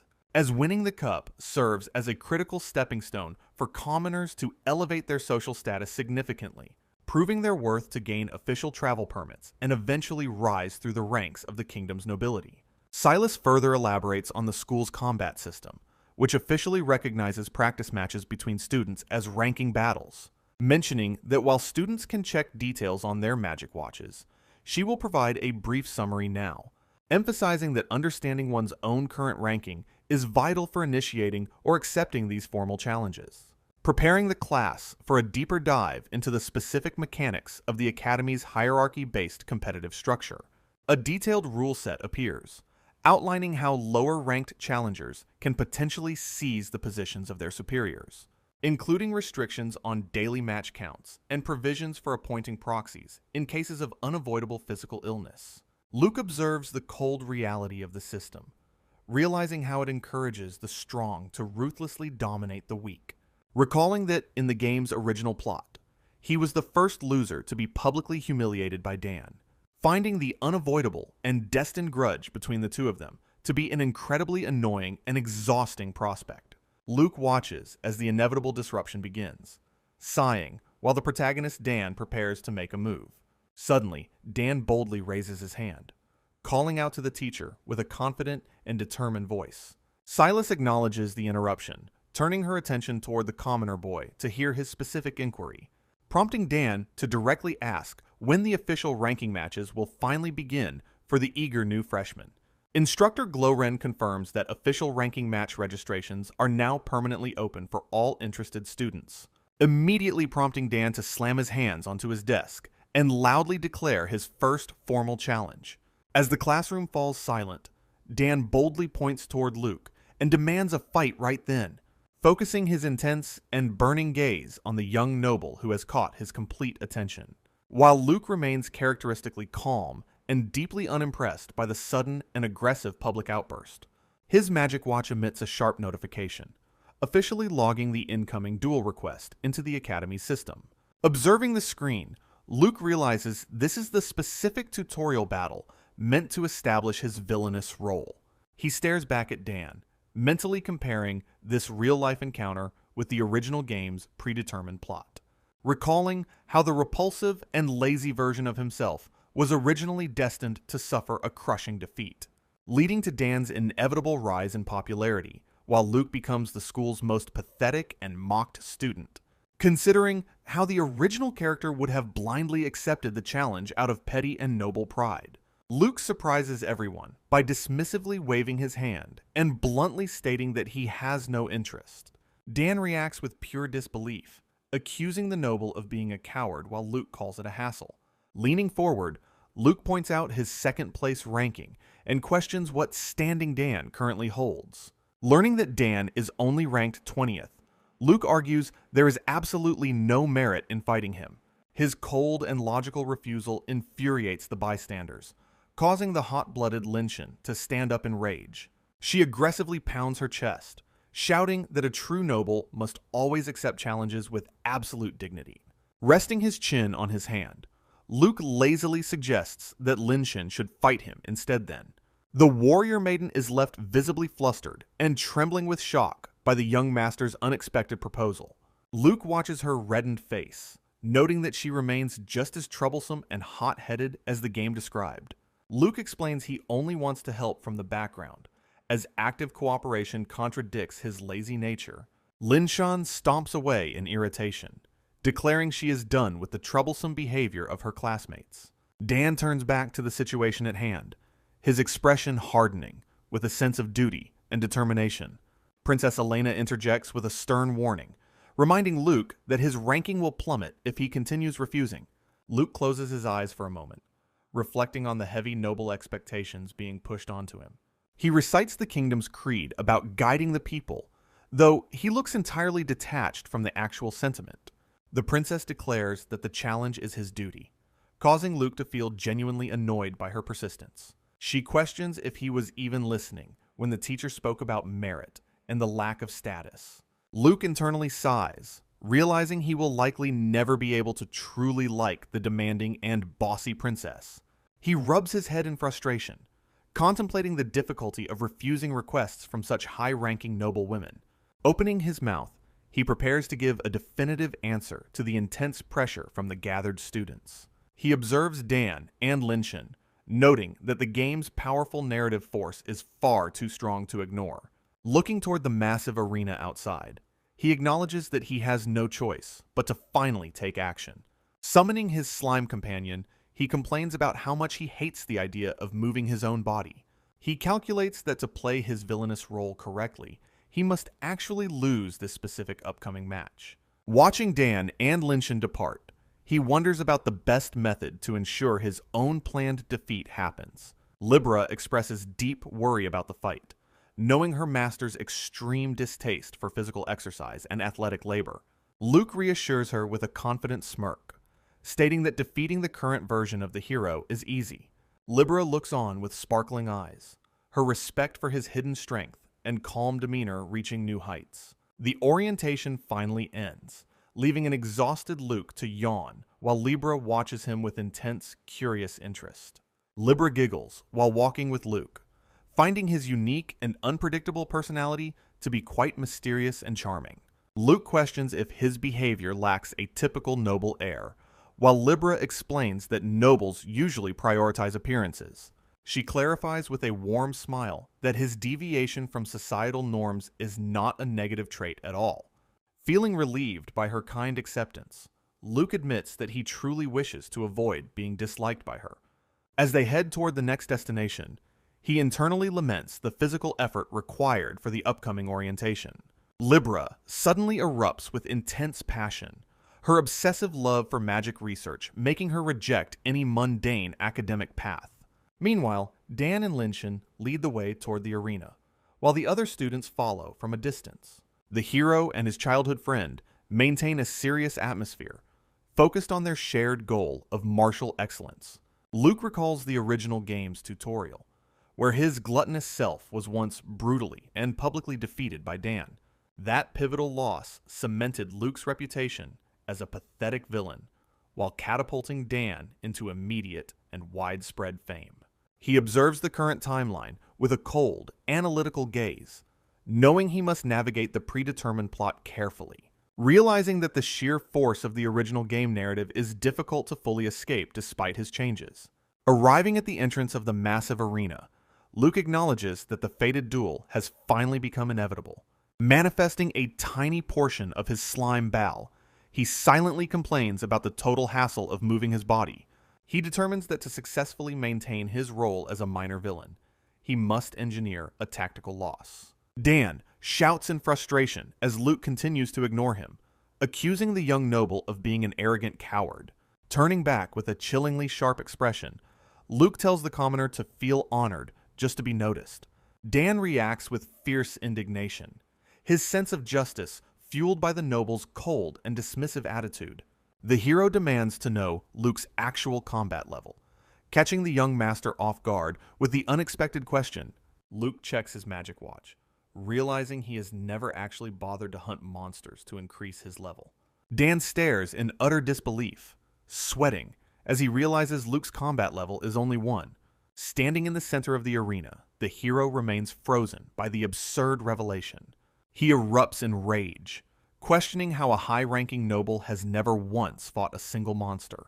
Gritting his teeth, Dan's disappointment boils over as he finds the situation far below his expectations. The examiner officially announces the match between the top-ranked Luke and the challenger Dan. Both combatants are ordered to step forward to the center of the vast stone arena floor. Luke offers a detached remark, suggesting they at least make this inevitable struggle somewhat interesting.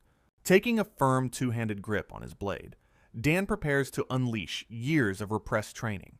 The tension reaches its peak as the school's first official ranking match is about to begin.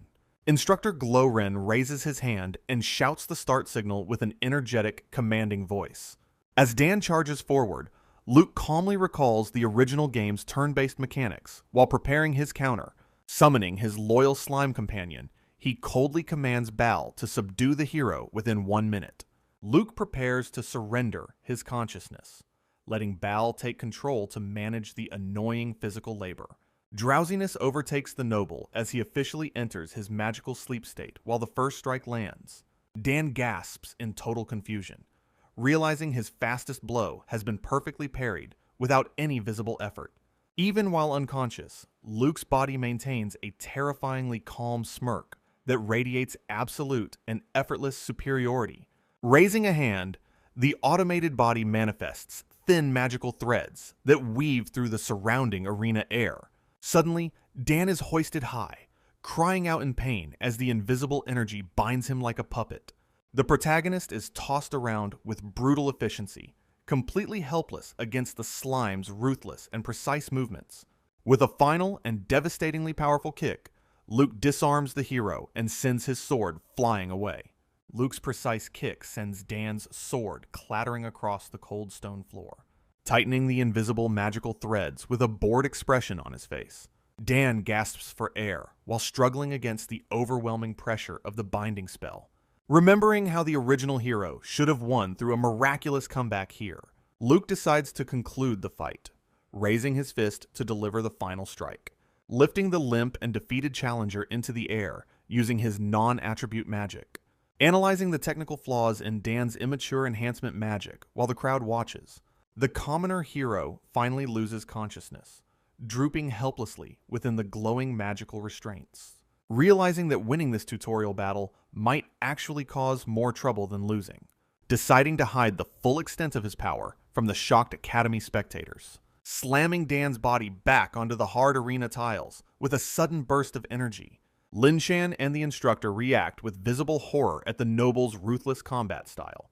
The teacher officially declares Luke the victor, while ordering him to release the boy, casually tossing the unconscious protagonist aside like a piece of worthless and broken trash. Lin Shan's face twists with unbridled fury as she witnesses her childhood friend's humiliating defeat, rushing toward the center of the ring to protect Dan from any further harm, screaming the hero's name in desperation as she reaches his side on the floor, accusing Luke of being a cowardly villain for attacking someone who had lost consciousness, questioning the pride of the nobility while looking down at the defeated and broken pair, coldly warning them that they must face the consequences of forcing him to fight.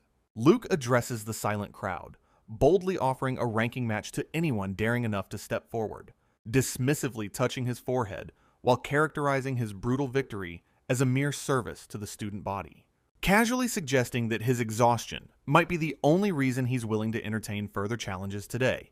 Lin Shan remains frozen in shock beside the unconscious Dan, her heart filled with unbridled rage and disbelief. She trembles with indignation, unable to process the ruthless display of power she just witnessed from the noble. Scanning the rows of terrified spectators, Luke mockingly questions if there are no other brave souls left. Turning his gaze away, he prepares to deliver a harsh lesson about the true nature of their world. He acknowledges the scholarly instructor, claiming a profound respect for individuals who dedicate their lives to knowledge. While Libra watches with a mix of awe and concern, he reaffirms his admiration for magical researchers. A heavy silence falls over the grand arena as the atmosphere shifts into a much darker tone. Looking down at his defeated foes, he declares his utter contempt for fools who rely solely on brute force. Raising his hand with cold authority, he issues a final warning to anyone foolish enough to challenge him. Observing the battered protagonist, he compares Dan's reckless fighting style to that of a mere, unrefined savage. Swirling magical energy surrounds his fist as he vows to crush his enemy's will to ever fight again. With chilling eyes, he tells them to abandon all hope for a future after crossing his path. The surrounding students exchange terrified whispers, completely overwhelmed by the second son's unexpected and terrifying dominance. Despite the violence, Libra and her companions watch with faces flushed in admiration for his overwhelming charisma. Elena observes the scene with a sharp, calculating gaze, fully recognizing the dangerous potential within the Descustos air. Walking away from the carnage, he contemplates how his villainous reputation will now spread throughout the entire academy. Lin Shan stands over her broken friend, wondering if such heartless cruelty will truly be allowed to go unpunished. Lin Shan shouts a fierce vow of revenge, promising that Dan will eventually return to defeat him. Turning his back on the emotional outburst, Luke casually instructs Libera to follow him as they depart. Libera questions if staying silent was truly the best choice, but Luke dismissively brushes off her concerns. She realizes Bal secretly prevented Dan from sustaining fatal injuries, despite her master's outward display of ruthlessness. Letting out a massive yawn, Luke reaffirms his desire to remain lazy while Libra offers her support. He explains that explaining himself is a waste of energy, better spent on refining his unique magical skills. Luke reflects that trying to convince fools who only value their own sense of justice is utterly futile. Libra agrees with his logic before a regal voice interrupts their quiet walk through the academy courtyard. Sensing a troublesome encounter, Luke lets out a weary sigh as a high-ranking noble approaches them directly. Princess Elena appears, stating that she is comfortable being addressed simply by her first name among classmates. Luke matches her informality, introducing himself simply and asking what business royalty has with him right now. Stunned by his blunt attitude, Elena admits she has never met anyone so indifferent to her royal status. She mentions hearing about the Descustos family's prowess from her elder brother, who also attends the prestigious academy. Elena formally thanks Luke for the impressive combat demonstration, acknowledging his family's undeniable presence within the school. As the princess departs, Luke wonders about her true intentions, while Libra warns him against underestimating her influence. Dismissing the cryptic conversation, they head back to the dormitories to conclude their first day of academy life. The sun sets over the campus, marking the official end of a chaotic and eventful enrollment ceremony day. Later that night, Luke enjoys a quiet drink on the balcony until a familiar voice breaks his solitude. Karen smiles radiantly, expressing her complete satisfaction after enjoying a long overdue and delicious meal together in private. Looking over the empty plates, she reveals her pride in cooking specifically to please her hardworking and ambitious fiancé. Luke praises Karen's cooking for its revitalizing power, while she shyly warns him against overinflating her ego. Maintaining a charming smile, Luke insists that her successful business ventures warrant a significant amount of pride. Karen attributes her achievements entirely to him, but he modestly claims to have provided only simple advice, emphasizing that the Caribbean house truly excelled at transforming his raw ideas into profitable and thriving commercial enterprises. With a look of pure devotion, Karen laments his humility and expresses a deep desire to praise him. Sipping his wine, Luke explains that her family's growing prosperity directly supports his own comfortable and lazy lifestyle. Taking her hand with sudden intensity, he confirms his serious intentions, while Karen searches his eyes for sincerity. They share a joyful and carefree moment together, reflecting on the many deep conversations that shaped their bond. Acknowledging his family's cold indifference, he prioritizes his health, his laziness, and his genuine love for Karen's cooking. Leaning in close, a blushing Karen playfully questions if her culinary skills are still his only primary attraction. Pulling her into a firm embrace, Luke confesses his profound love and asks to stay the night. Karen gently reminds him of their status as an unmarried couple, her face flushed with sweet and nervous embarrassment. Dropping to one knee, Luke prepares to deliver a heartfelt and life-altering declaration of his absolute and total devotion. He passionately declares that she is far more important to him than any noble title or family legacy. Surrounded by an aura of romantic roses, he charmingly requests to remain by her side throughout the night. Taking his hand, Karen admits that his persuasive words make it impossible for any woman to ever refuse him. The couple enjoys a magical flight over the academy grounds, with Karen jokingly warning him against taking other passengers. Meanwhile, the protagonist Dan engages in intense nighttime training, startled by a sudden presence in the quiet shadows. Spotting his rival perched atop a high stone wall, Dan wonders what suspicious activities the noble is conducting. Approaching with deep suspicion, the hero demands to know if Luke is once again plotting some heartless villainy. Dan observes from the darkness as Luke manifests a concentrated burst of energy during his private night training. The hero's face pales in shock as he realizes his rival is hiding an incredible level of strength. Silhouetted against the night, Luke begins a sequence of complex movements while shrouded in a mysterious magical aura. A series of rapid afterimages fill the courtyard, showcasing a combat technique that is both lethal and precise. Touching his bandages, Dan admits that the noble's movements possess a refined beauty he never previously imagined. Luke maintains a sharp focus, his every strike flowing into the next like a masterfully orchestrated martial dance. Gasping for breath, The protagonist struggles to reconcile this display with the lazy persona Luke shows the world. He contemplates the unique mechanics of this world, where hidden stats can completely override a person's visible level. Dan reflects on his earlier arrogance, realizing he severely underestimated the depth of the second son's dedicated efforts. Gazing up at the high stone wall, he watches the noble, who seems so frustratingly out of reach. The hero notes that Luke's physical attributes are abnormally high, bridging the massive gap in their relative levels. Clenched in the dirt, his fists tremble as he acknowledges the bitter sting of his current and undeniable weakness. Seeing the spoiled noble's true face, Dan realizes that talent is useless without the immense hard work shown here. He looks inward, questioning if his single-minded focus on swordsmanship has blinded him to other paths of power. With a smirk of growing respect, he accepts that he cannot yet reach the pinnacle Luke currently occupies. Looking up at the vast starlit sky, the hero finds inspiration in the sheer scale of the world. He resolves to change his mindset, deciding to utilize every resource available within the prestigious academy walls. Charging forward with renewed vigor, Dan continues his grueling nighttime training to close the distance between them. He identifies his own academic struggles as the primary hurdle preventing him from mastering essential attribute-based magic. Despite his hatred for books, he vows to conquer his studies to become a knight worthy of his legacy. Dan clenches his teeth, fueled by a desperate and burning desire to eventually defeat the unbeatable Luke.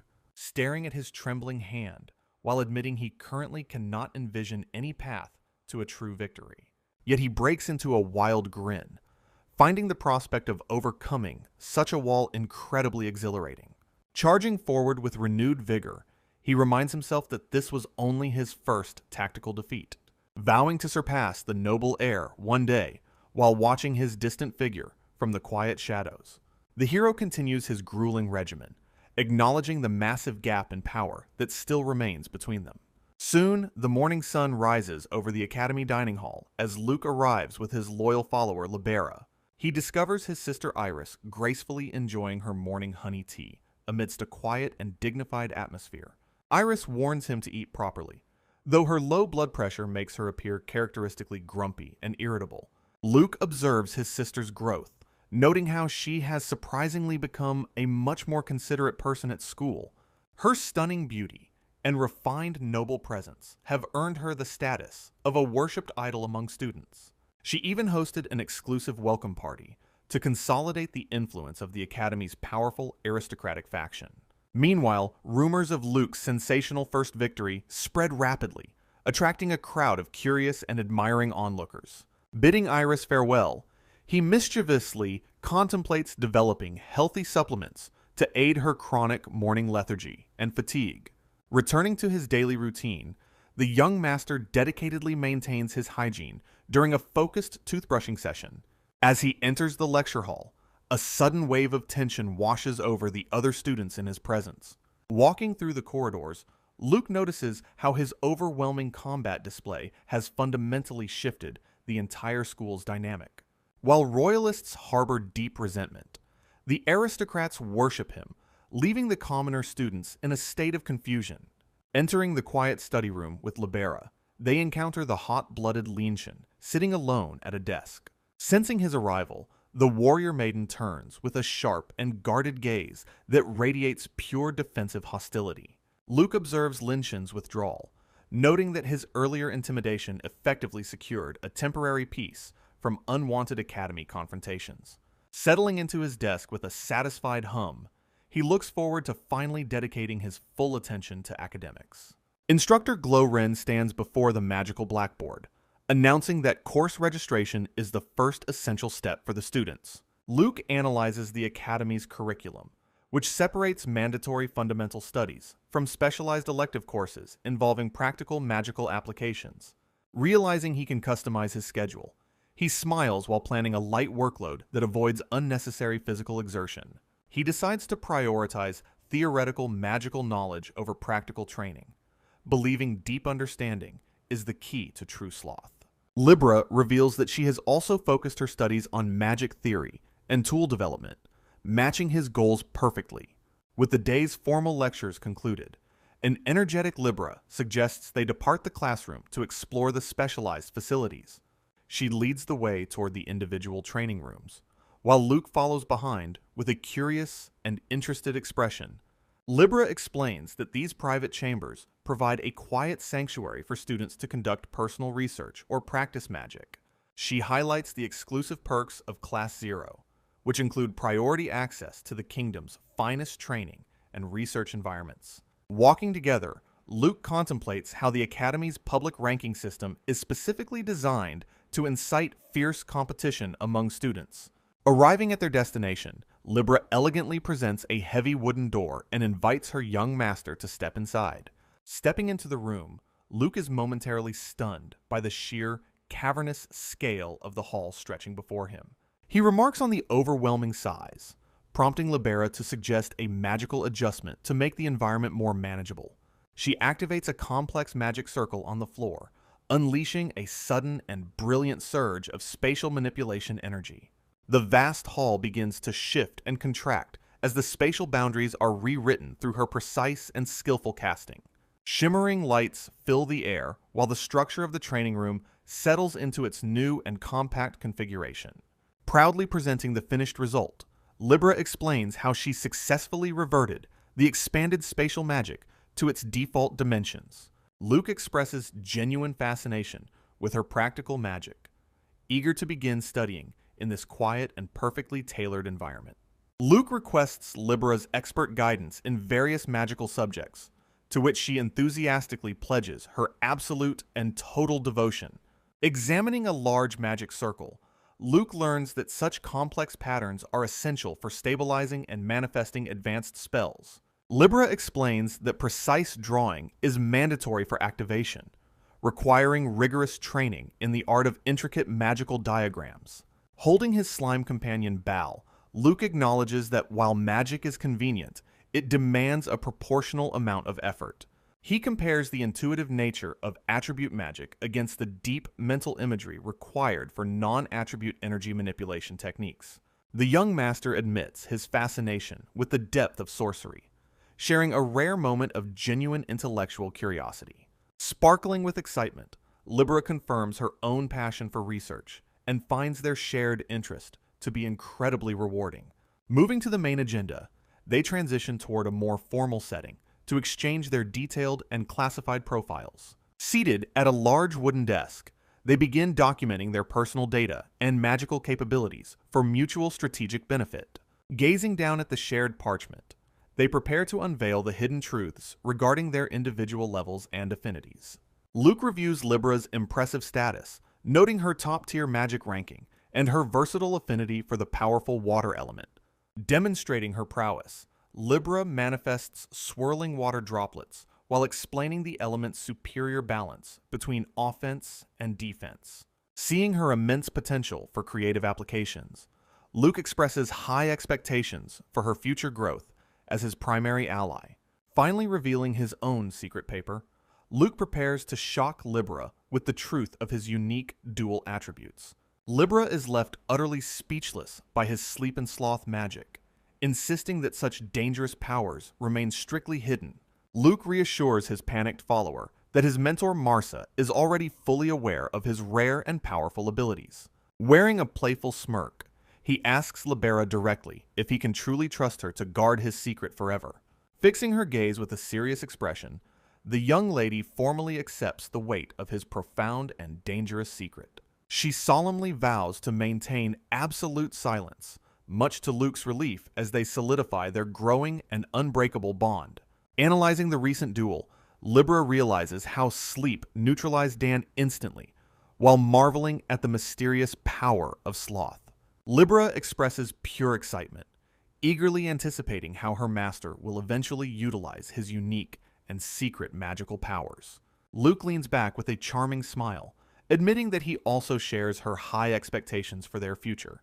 He points to his status sheet, questioning the mysterious unknown label appearing in his non-attribute magic list. They conclude that Bal is too unique for standard analysis, since original magic lacks any official ministry registration. Libra theorizes that integrating advanced appraisal functions could completely revolutionize how they gather intelligence during dangerous dungeon raids. She explains the technical difficulties of concentrating high-level functions into such a small device without exhausting its power. Watching her passionate lecture, Luke finds her eccentric obsession with magical engineering to be quite amusing and endearing.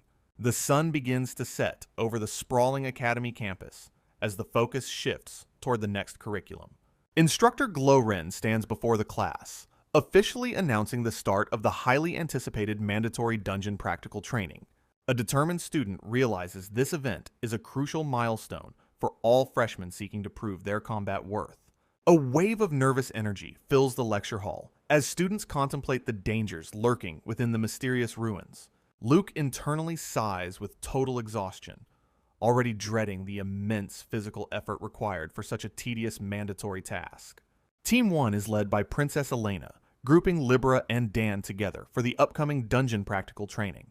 Linshin assumes leadership of Team 2, which includes the talented adventurer Ruby, academic prodigy Miriru, and a lazy Luke.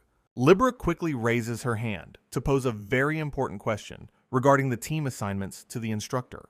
She protests her assignment, desperately wishing to serve by her master's side instead of joining the princess's team. Luke tells his disappointed follower to simply do her best while working alongside her own assigned team members.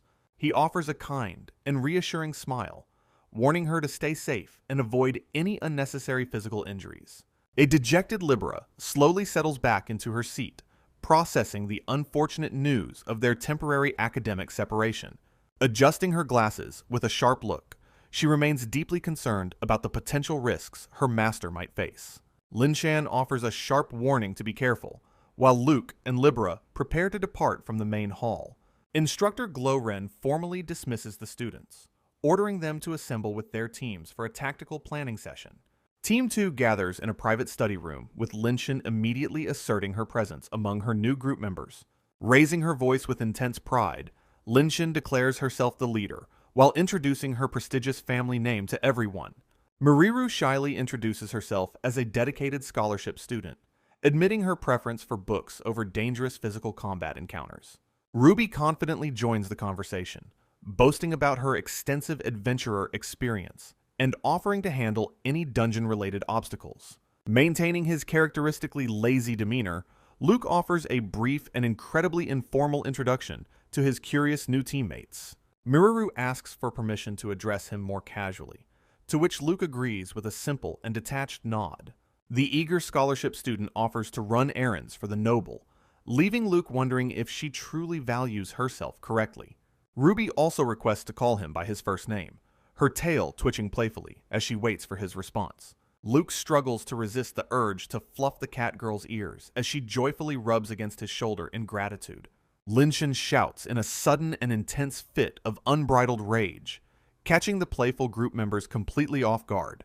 The warrior maiden screams in pure frustration as her teammates continue to ignore her repeated commands for order. Slamming her fist down, she demands that they immediately begin discussing their specific and vital team combat roles. Linshan yells for order, her face flushing with anger at the group's total and embarrassing lack of discipline. Luke identifies himself as the current target of her anger, matching her intense and fiery gaze with absolute indifference.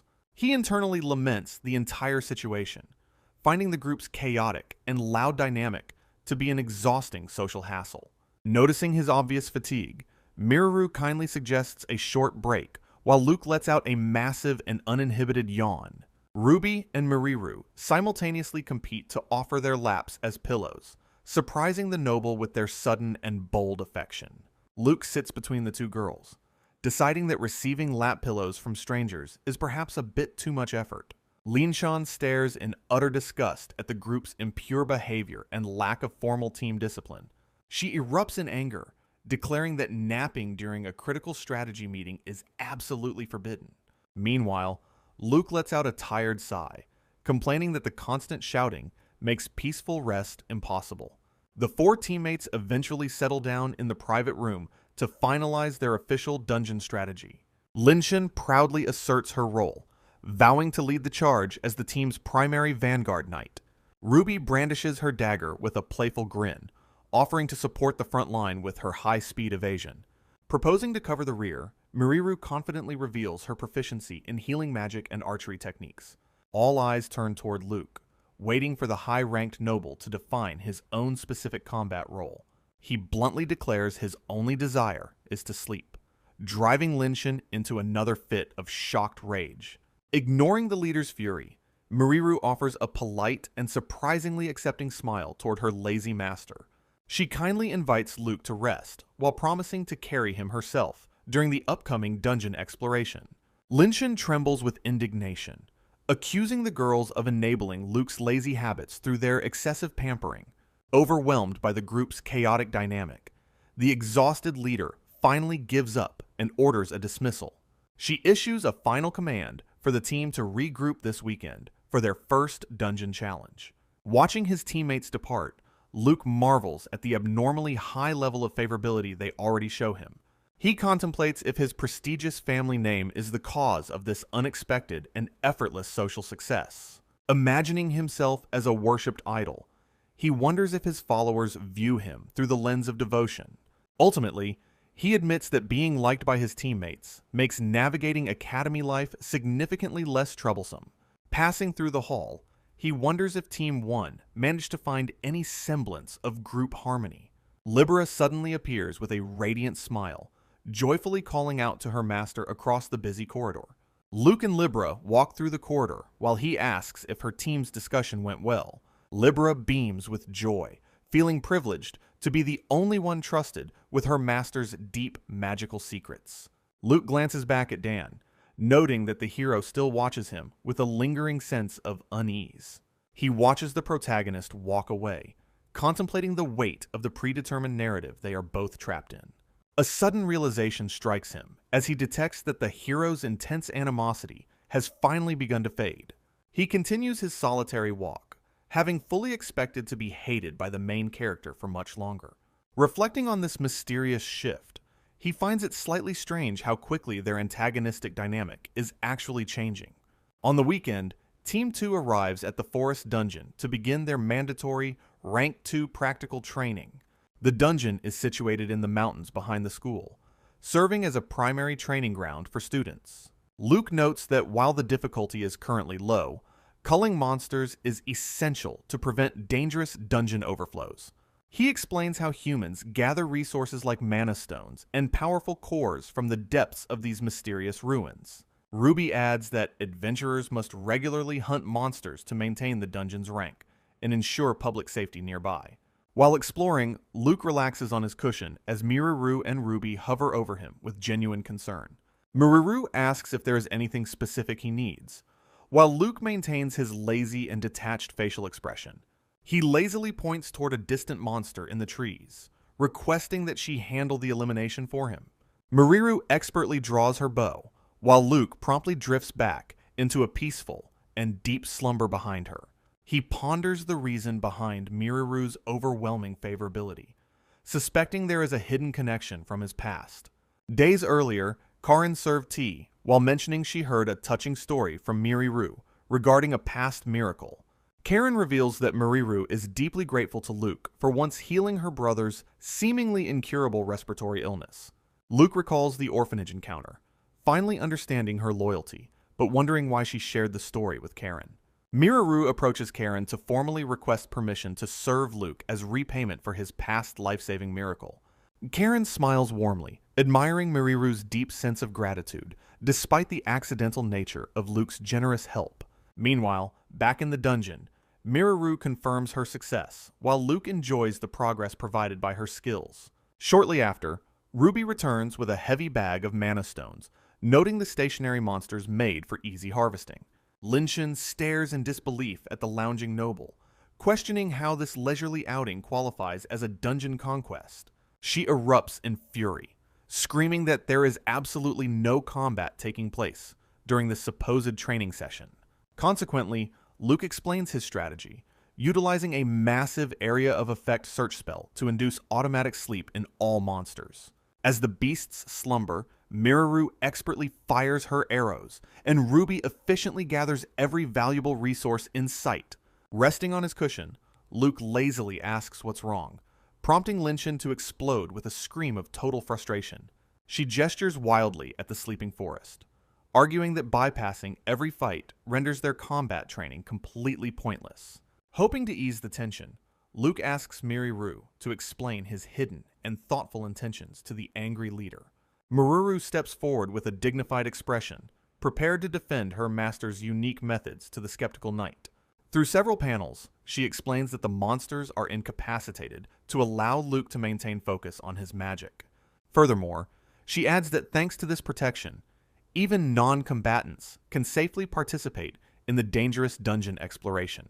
This approach provides a rare opportunity to practice archery and raise levels without the risk of fatal surprise attacks. Smiling radiantly, Miraru asks if Linshan now understands the profound kindness hidden behind Luke's apparently lazy actions. Luke observes her enthusiasm, noting that Miraru's personality has completely transformed from her initial and shy academic introduction. She looks back with curiosity, unaware that her devoted actions have caught the young master's focused and quiet attention. Offering a gentle reward, Luke reaches out to pat her head while praising her for a job well done. Ruby immediately dives in with a pout, demanding her own share of head pats for her hard work. Luke continues patting Miraru and Ruby, feeling slightly overwhelmed by their sudden and intense devotion during their break, while Linshan watches them with a face flushed in frustration, muttering about how strange their behavior truly is. She erupts into a lecture about the inherent dangers of dungeons and the absolute necessity of building teamwork. However, she suddenly freezes in shock as Luke counters her argument with his own logical and cold perspective. Fixing her with a sharp gaze, he bluntly questions what could possibly be wrong with prioritizing their safety. Linshan looks away, her eyes reflecting a mix of confusion and the weight of her traditional knightly upbringing. Lounging comfortably on his cushion, Luke explains that his methods ensure everyone returns home without a single scratch. Nearby, Linshan clenches her gloved fist as she struggles to reconcile her duty with his undeniably efficient results. He narrows his eyes, pointedly asking if she would rather put their teammates in unnecessary and avoidable danger. Linshan shouts a frantic denial, her face turning bright red as she tries to defend her own combat philosophy. Maintaining his calm composure, Luke asks her to reconsider who is actually being reckless during this training session. The warrior maiden is left visibly flustered and speechless, realizing her rigid mindset is being thoroughly challenged. Deciding that they have reached a stalemate, Luke raises his hand and formally dismisses the group for today. As the area falls quiet, even the surrounding monsters remain in a state of peaceful, magically induced slumber. Linshan stares into the distance, her expression hardening as she realizes the depth of the noble's hidden intentions. Resting on his cushion, Luke prepares to relax, while Ruby continues to watch over him with pure adoration. Surprisingly, Linshan bows her head and offers a quiet apology for her earlier and overly aggressive behavior. She looks up with renewed determination, suggesting they should continue the exploration while there is still daylight left. Charging forward with her blade drawn, she finally decides to embrace the unique pace of their unusual team. The group works in perfect harmony, with Miraru firing arrows while Ruby gathers the remains of the defeated beasts. Luke enjoys a peaceful nap on his luxurious magical cushion while drifting through the quiet forest. The team finally gathers their spoils as Luke expresses his intense relief that the long day is over. Suddenly, Linshan stops him in his tracks, speaking his family name with a tone of heavy significance. She stands firm, officially challenging the second son to a formal ranking match right then and there. Luke reacts with a sharp, dismissive sigh, clearly finding the persistent knight's demands to be incredibly tedious. He reminds her of Dan's humiliating defeat, questioning why she would seek a similarly painful outcome. Linshan's face flushes with anger, while Luke internally laments how troublesome these emotional confrontations truly are. Turning to his loyal companion, he asks Ruby to take his place as the challenger's opponent instead. Linshan erupts in protest, demanding a true duel without the use of his overwhelming and unfair magic. She is left speechless when Luke questions the logic of unnecessarily putting their own team in danger. With a chillingly cold gaze, he declares his utter hatred for those who rely on unrefined savagery. He leans in close, whispering a terrifying question that leaves the proud warrior woman trembling with fear. The group debates the merits of the match, while Ruby insists she is a suitable combat partner. Standing his ground, Luke firmly reiterates that he has absolutely no intention of participating in the duel. Sensing the absolute weight of his resolve, Lin Shan finally lowers her head and admits her quiet defeat. Luke asks Ruby if she is ready to handle the situation, receiving an enthusiastic and confident response. He considers this arrangement a compromise, knowing Lin Shan only understands the world through the lens of combat. Ruby steps forward as his official representative, her tail twitching with anticipation for the upcoming struggle. With a playful wink and a sharp point, she boldly declares her formal challenge to the Knight Leader. Lin Shan accepts the terms, while Luke hopes this final concession will finally bring him some much-needed peace. Lin Shan pauses the tension to ask one final question before the duel officially commences. She demands to know why a seasoned adventurer would ever acknowledge a lazy noble like Luke. Ruby simply laughs at the absurdity of the inquiry, mocking the knight's narrow and elitist perspective. The cat girl explains that a true adventurer's objective is far more practical than just winning fights. Monster hunting is a grueling job where survival is the only reward for a day's labor. She declares that completing a mission without taking a single wound is the ultimate happiness. Lin Shan is left momentarily speechless by such a pragmatic and survival-oriented outlook on combat philosophy. The proud knight struggles to find a proper rebuttal to the Beastkin's blunt and honest words. Eventually, she decides to postpone her final answer until after their ranking match is settled. Princess Elena steps forward to signal the formal start of the high-stakes battle between them. Ruby explodes into motion, her incredible Beastkin speed leaving the surrounding spectators in total shock. The two warriors clash in a whirlwind of strikes as the entire arena rings with steel. Ruby taunts her opponent while effortlessly dancing around the knight's heavy and powerful sword swings, skillfully utilizing the environment. She kicks off the stone walls to maintain her relentless momentum. Lin Shan is forced into a defensive retreat, barely blocking a devastatingly fast strike with her shield. The combat intensity peaks as they exchange rapid blows, neither willing to yield an inch of ground. Observations from the crowd confirm that a human's reaction time cannot match a beastkin's natural agility. Multiple after-images surround the knight, making it impossible for her to track the next incoming attack. Desperate and completely overwhelmed, Lin Shan realizes her shield defense is failing against the brutal onslaught. Ruby finally summons the power of the wind to deliver a crushing and decisive final blow. Lin Shan struggles to maintain her footing as a powerful whirlwind attack completely envelops the arena floor. Ruby strikes with blinding speed, catching the knight off guard while she remains focused on defensive maneuvers. A devastating impact sends shockwaves through the courtyard, signaling the end of the intense ranking match battle. Lin Shan collapses in total defeat while the victorious Beastkin calmly walks away from the scene of combat. The proud warrior lies unconscious on the cold stone, her will finally broken by Ruby's overwhelming physical strength. Turning back with a confident smirk, Ruby declares that the unnecessary and tedious struggle is finally over. Standing with dignified composure, Luke officially announces Ruby as the winner of the first Academy ranking duel. The team reunites as Luke offers sincere praise to his companion for her exceptional performance and quick victory. He rewards Ruby with affectionate head pats, causing her to purr with delight after the grueling physical exertion. While tending to her, Luke remains focused on the next steps of his plan within the Academy's hierarchy. Silas kneels to inspect the fallen knight's condition, while Luke prepares to depart with his loyal followers. Looking up with a serious expression, the vice homeroom teacher asks Luke for his thoughts on the brutal outcome. Luke suggests transporting the defeated warrior to the medical infirmary to ensure she receives proper care and recovery. He dismisses the gathered team for the day, delegating the final logistics while preparing for his own rest.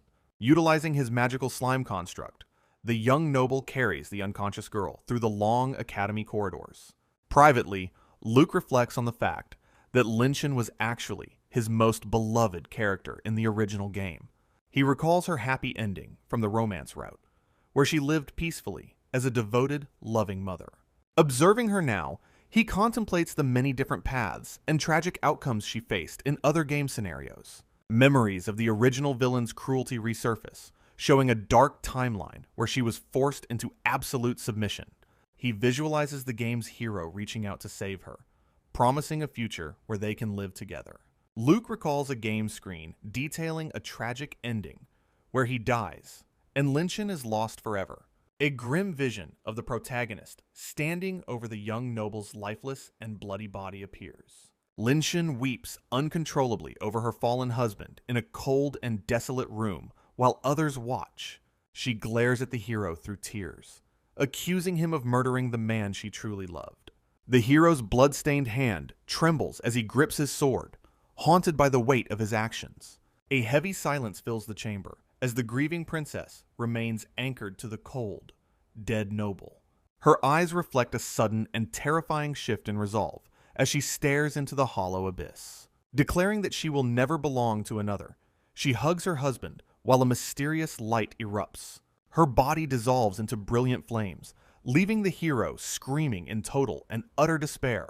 Dan reaches out frantically as light consumes her, yet he is far too late to intervene. A massive mana explosion rocks the room, marking the final departure of the tragic princess. A narration explains how she recognized the one she gave her heart to as her only husband. The vision fades as the current Dan stands frozen in the academy hallway, drenched in a cold sweat. Memories of the past show Lin Shan kindly comforting a younger, crying version of the neglected noble boy. Luke reflects on her serene beauty and the deep affection she once held in those lost timelines. A humorous inner thought depicts her as a woman who inadvertently spoils the men in her life. Returning to the present, Luke maintains a calm and detached expression despite the heavy memories he carries. Dan suddenly snaps out of his daze as he notices Luke carrying the unconscious Lin Shan nearby. The hero asks if his friend lost, prompting Luke to clarify that the defeat wasn't against him. Luke explains he refused the duel and let Ruby fight instead, while the confused hero listens. Luke and Dan share a rare moment of civil conversation as they stand alone in the hallway. Dan reflects on his initial prejudice, surprised by the noble's remarkably calm and collected demeanor during their encounter. Luke begins to turn away, casually remarking on how unexpected the hero's sudden change in attitude truly is. Looking somewhat sheepish, Dan admits he feels responsible for the unnecessary trouble he caused the Disgustos family house. The protagonist offers a sincere and formal apology, lowering his head in a display of genuine and heartfelt remorse. Luke watches him closely, wondering if the once hot-blooded hero is secretly harboring some hidden and treacherous new agenda. He directly questions the motivation behind this sudden shift, seeking clarity while Dan struggles to find the right words. Despite their families being destined enemies, Dan acknowledges the weight of their current and complicated social dynamic. Luke remains silent as the hero continues to explain his perspective, while the atmosphere grows increasingly heavy and serious. Clenching his fist, Dan praises those who achieve great things through immense effort and walk far ahead of others.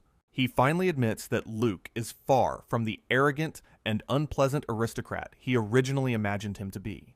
A subtle and mysterious smile plays across the young noble's face as he processes the hero's unexpected praise. Luke mockingly notes the fool's sudden growth, his tone carrying a hint of playful yet characteristically biting noble arrogance.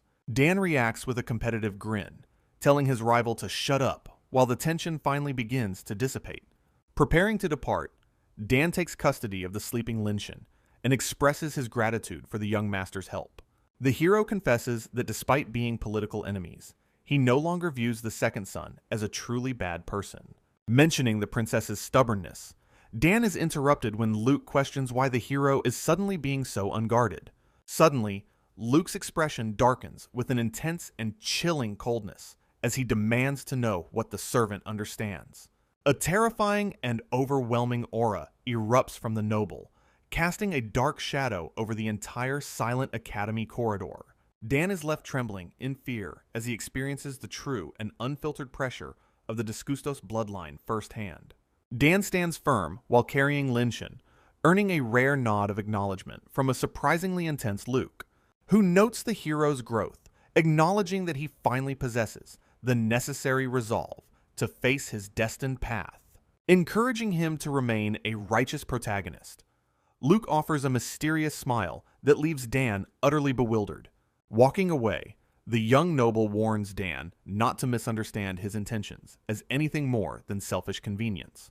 He reaffirms his public persona, declaring himself to be nothing more than a fundamentally lazy and villainous noble. As he disappears down the corridor, Luke leaves Dan with a final command to never forget their relative positions.